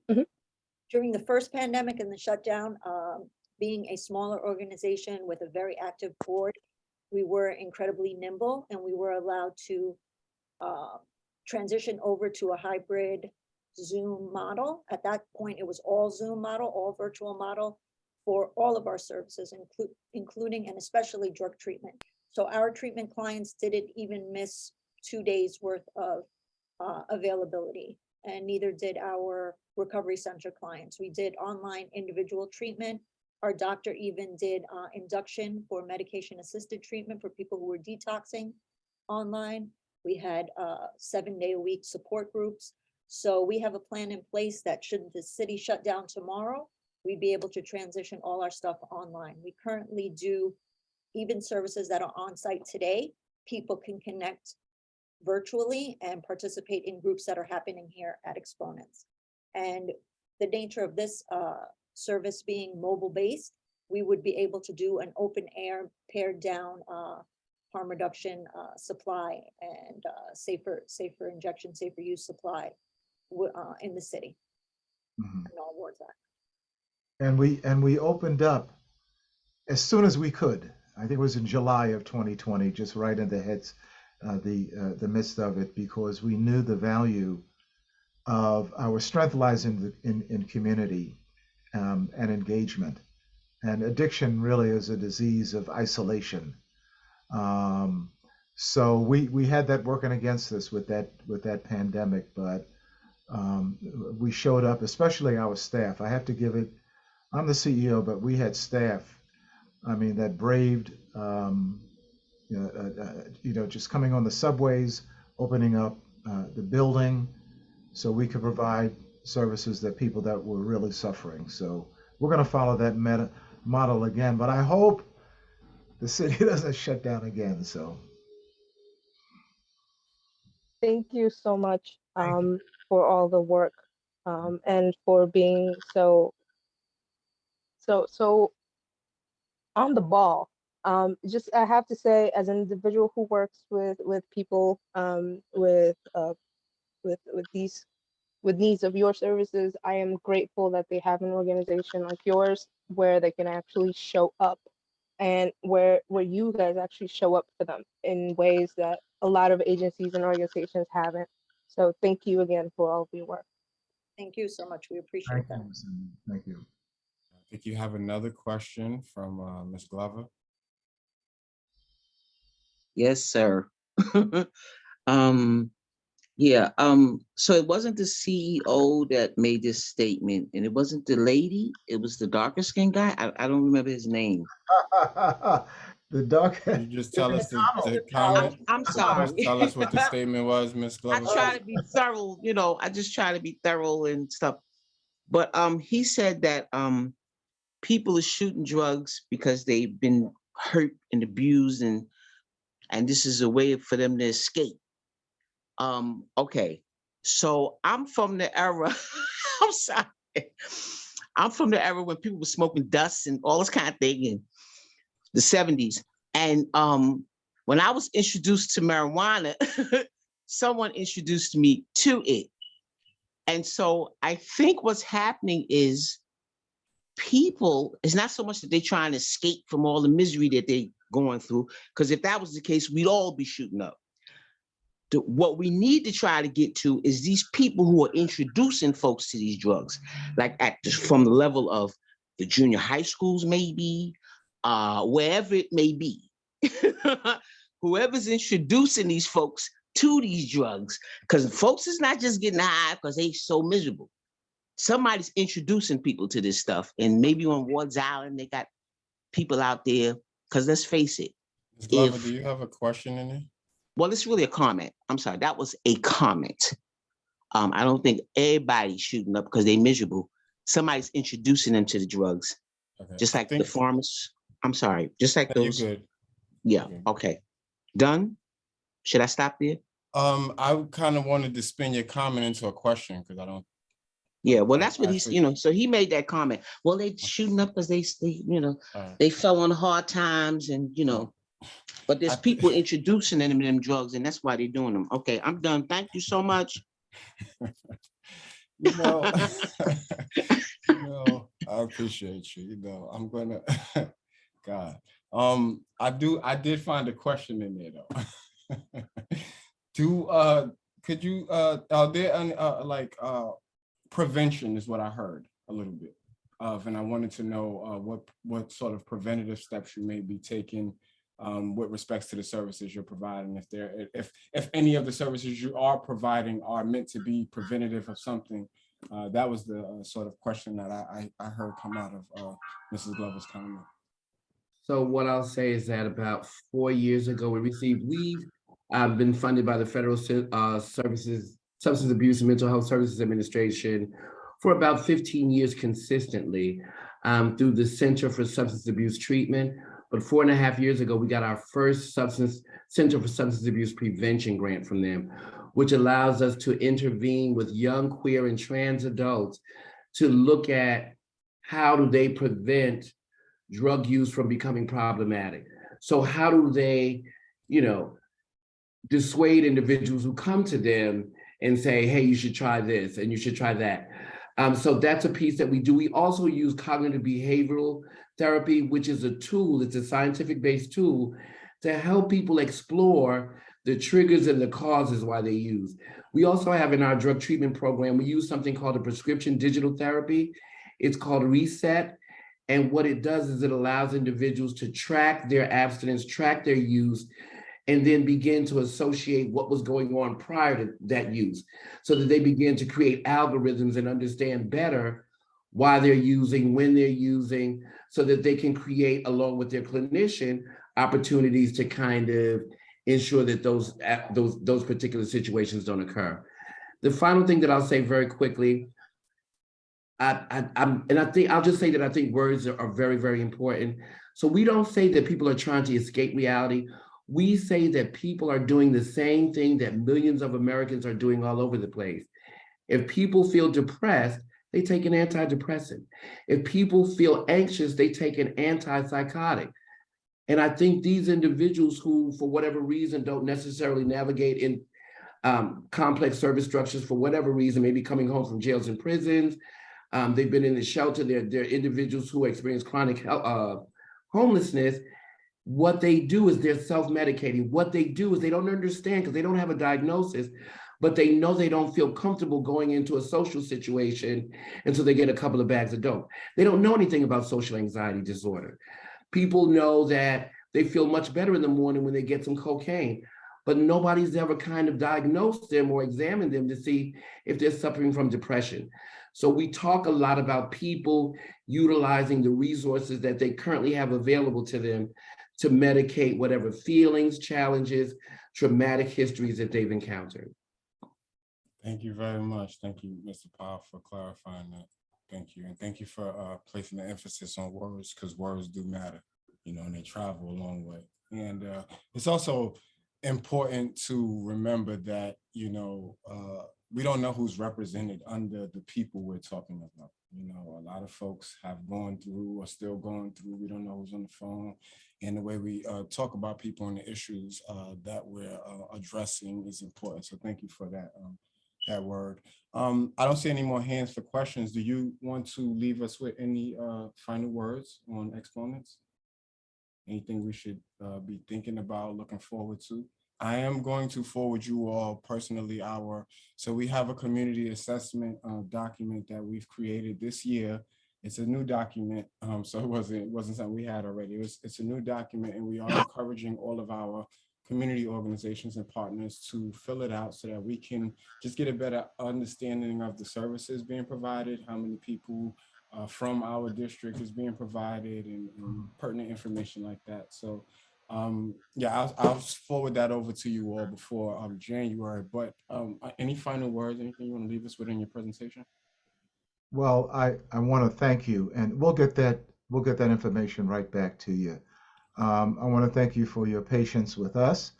And in terms of prevention, I'll just say at the very first element of any prevention, with this program, we want to keep people alive. Once they're alive, then, as many do, they can pursue treatment or recovery. But people that are not alive do not recover. But I've seen enough, and I've lived long enough to see people just be walking miracles and turn situations around that would put most of us in the crazy house. And many are working today and leading, just leading meaningful lives. So I want to thank you all for the opportunity to come before you. Thank you very much, Mr. Turner, for that. You're right about that. My mother's one of those miracles you're talking about, so I understand what you're saying. So I appreciate that. I appreciate the work you all are doing. And thank you. Just echoing Osindi, thank you for your services. Thank you for your work, and thank you for the humanity and the care and the TLC that you're putting into the work, because that's important, very important. We appreciate that, Mr. Scott. The state and OASIS would like to know, they'd love to know that the community board supports this work. So if I could follow up with you after to see if we could, what the steps would be to maybe get a letter of support or Yes, we can. documentation that you're in favor of these services. Yeah, so just circle back with Marlene and myself, and then we'll get you back on the calendar, and then we'll have to, you'll probably do another presentation, and then we'd have to actually vote on it. Thank you. Yeah. Thank you. No problem. I would, yeah. I'm sorry, Yeah. Isaac.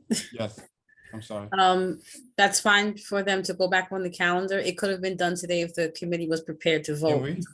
Can we? They just weren't prepared to vote. Oh. But do you have a deadline? It was I think it was- I as think it was soon as possible, really. 'Cause we Okay. have an Oh. application in. Oh, Thank you. Okay, thank you. Yeah, we weren't prepared to vote. That's why. Okay, cool. But Isaac, you can, could. since I they mean, explained everything already. They have, can we? You can go into a vote. It's just that the committee, you guys weren't aware that exponents was coming to you before you asking for support.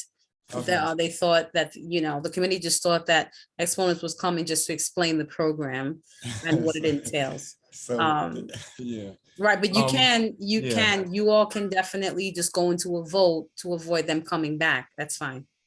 Can I poll my committee members for this one? I am very much okay with voting if there's a motion on the floor now. I don't know if folks wanna come back and hear the presentation again to have different kind of questions. I don't know if you want to be prepared for the presentation. So I would love to just ask some of my committee members. I'll go down the line if you guys don't raise your hand. Let me know what you think.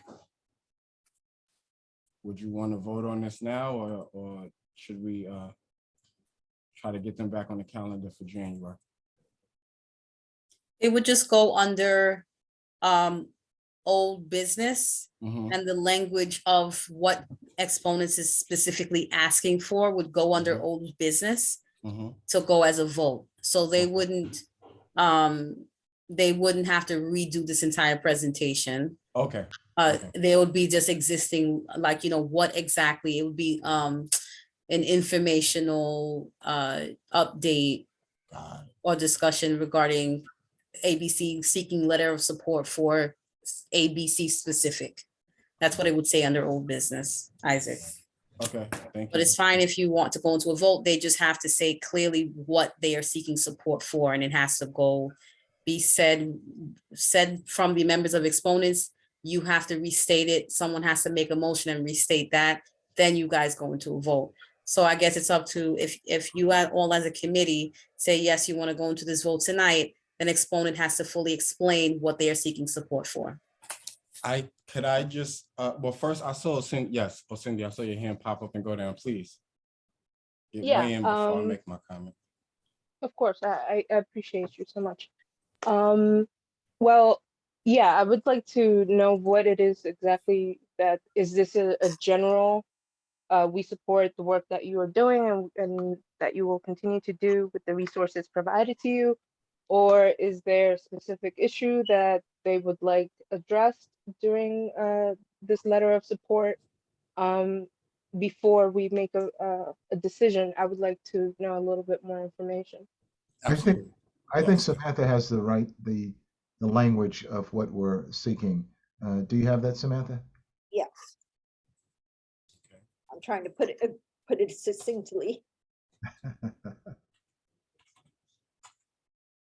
Okay, so Exponents is seeking Community Board 11 support in the expansion and development of harm reduction services, including syringe exchange and Narcan training on Ward's Island.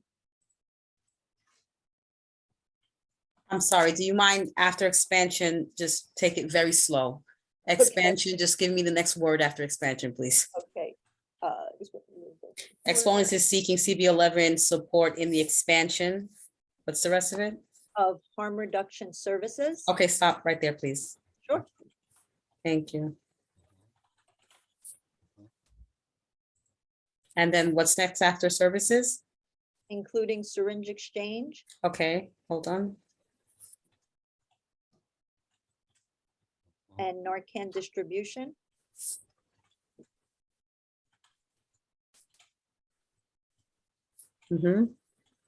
On Ward's Island.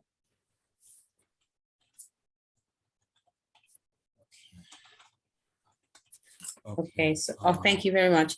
Okay, so Isaac, that's the language. So Exponents is seeking CB11 support in the expansion of harm reduction services, including syringe exchange and Narcan distribution on Ward's Island. So, I have yes, I was typing. you wrote it Thank down. you. Okay, so. Yep. And I put in the chat as well. Thank you so much. Appreciate you. So, if your committee agrees with this as a committee, Isaac, you can call for a motion now. Just see if your committee agrees with doing this first, please. Oh, Cindy, is this an old hand or a new hand? Oh, it's an old hand, but I do have a Please, question. go for it. Thank you. Okay. Can you describe the expansion of the harm reduction services that you will be providing to specifically? Is it specifically in Ward's Island, or will this have outreach work that will actually extend into further into Community Board 11? Donald, do you want to take that one? Yeah. So one of the things that we want to do is, so we have our mobile testing unit station. Regularly, we do HIV testing, HCV testing on 116 and Lexington Avenue. We do that once or twice a month. And so what we like to do is also provide some of these harm reduction materials, not just syringe exchange, but specifically making sure that people have Narcan kits so they know how to use them, that they have fentanyl testing strips that they know how to use those as well so they can make informed decisions. I'm sorry, Donald, you're getting a lot of feedback. Maybe shut off the video. I don't think it was me, Samantha. Oh, okay. At any rate, so yeah, it'll be some mobile testing, but the majority of the services, the syringe exchange, the training of staff and residents, all that happens specifically on Ward's Island. So we have a question from April as well. Did that answer your question fully, Cindy? Sorry. Yes, it did. Thank you. Okay. April, please.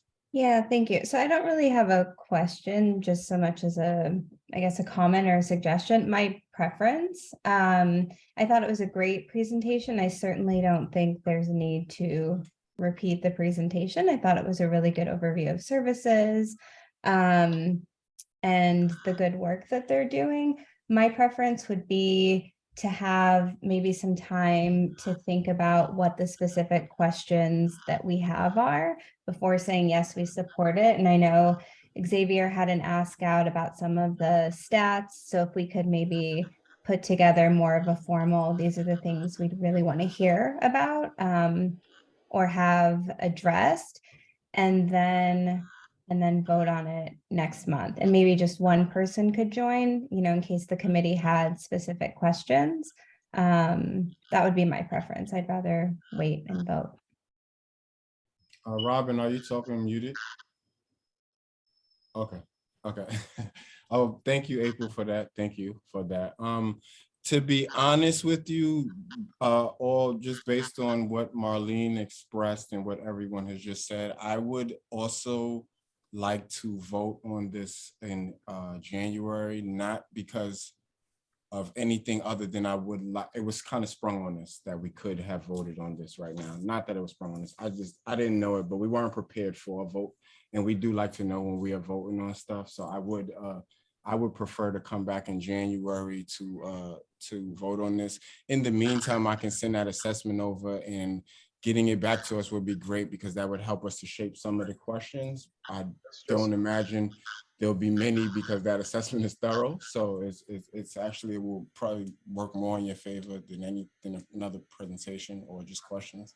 So yeah, I think just in all fairness, just to give everybody some breathing time so no one feels like they rushed into anything, if we just voted on this next month. That's definitely understandable.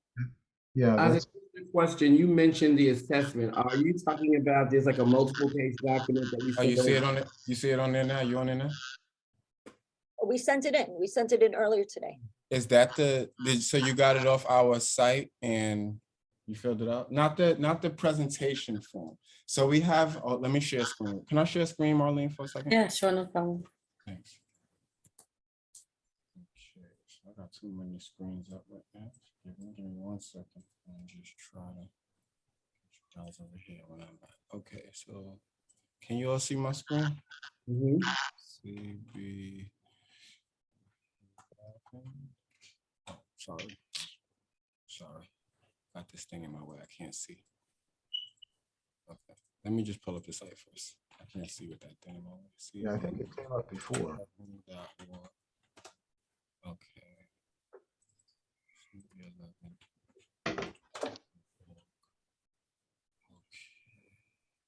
Okay, great. So let me come back here. So committees, human services. So yeah, so you can, so I don't have to look for it. So you guys filled out this form, I believe, already, the request for a committee presentation. Am I correct? Okay, so this is the form I'm talking about. Gotcha. So this is a much more thorough form, and it's just an organizational assessment. So Yes, yes, Isaac, that's the one I'm referring to. Oh, you did fill this out and you sent it back already? Yes, yeah. Oh, you on point. I appreciate you. I see. So what I'm gonna do. Let me make sure they look Please. the same. That's it, Donald, right? Is this it? Did you guys? Human Services Organization Questionnaire. Yeah. Yes. Organization questionnaire. Yep, You yep, did. we sent it a couple of hours ago. Who did you send it to? Marlene, did you get this email? I don't remember getting this. What hour did you send it in? Yeah. In the afternoon, let me look. Yeah.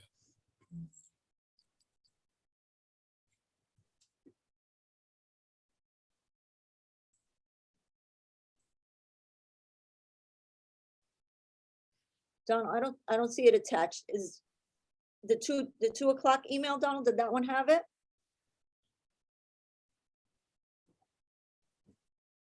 I mean, it's okay if you filled it out already, just resend it now. All It right, doesn't we'll matter. send it now. Yeah, it doesn't matter. I can put my email in the chat. I can also put Marlene's email in the I chat. have Marlene's right here. I'm gonna You send have it, great. Yeah, you can actually, you can send it to Marlene. Let me put my email in the chat. You can copy me in it.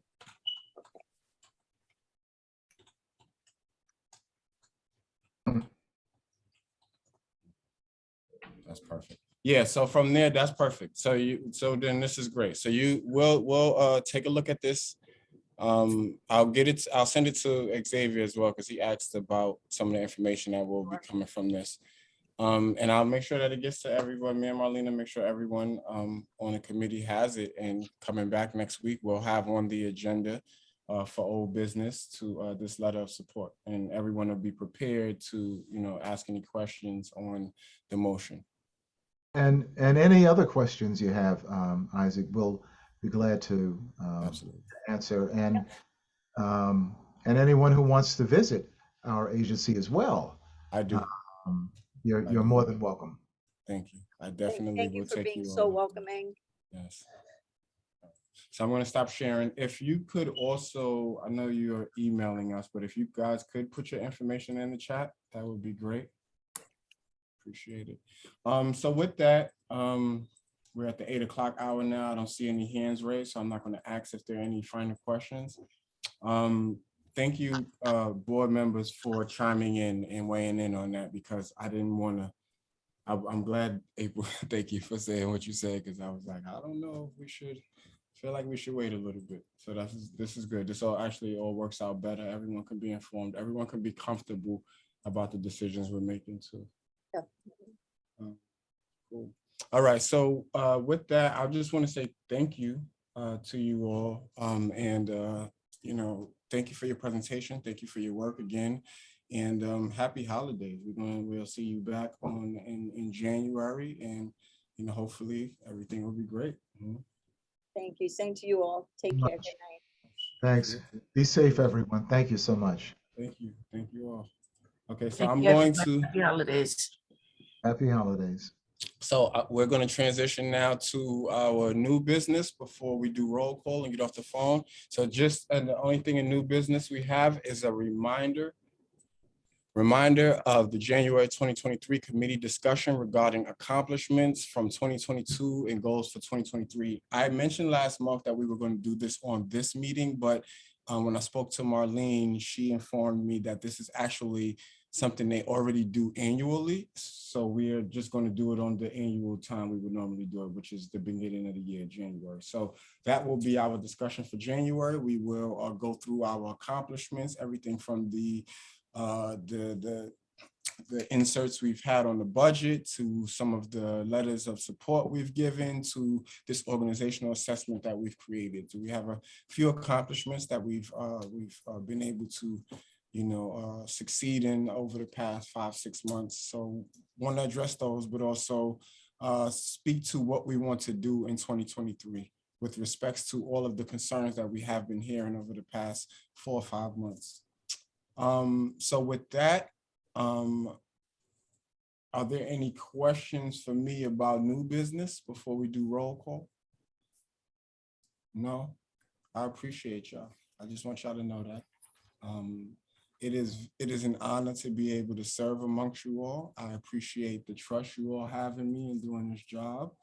And I pray that I can do it to the best of my ability and that we make a change in East Harlem. I am very much set on doing everything that we say we're going to do, and also acknowledging our limitations.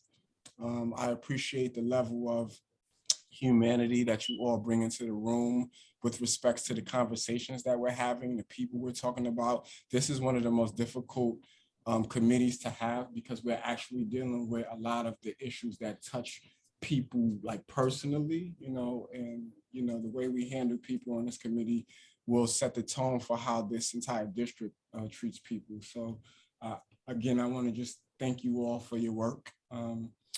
And with that, I think we can do roll call, Marlon. Okay. April Autry. I'm very happily present and serving humanity alongside you all. To have Chowdhury. Sandy Garcia. Present. Thank you so much for all the work you've done. Brandon Gillespie. Present here. Jennifer Meyer. Present. Arturo Perez is excused. Isaac Scott. I am here. Robin Strachan. I am here. I want to thank my fellow committee members and Isaac for being an awesome leader. Thank you. Thank you. And Anne Marie Vasquez.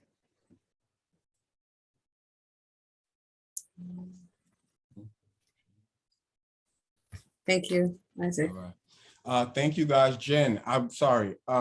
I'm going to circle back with you on these trainings because I didn't forget. I just got drowned in schoolwork. So that's one of the 2023 things I wanted to talk to you about too, those trainings that we were talking about. So just wanted to let you know I didn't forget about that either. Okay, perfect. No worries. Yeah, we'll get in touch after the holidays. All right, y'all. So Merry Christmas if you celebrate it. Happy Kwanzaa if you celebrate it, and any other holidays you're celebrating.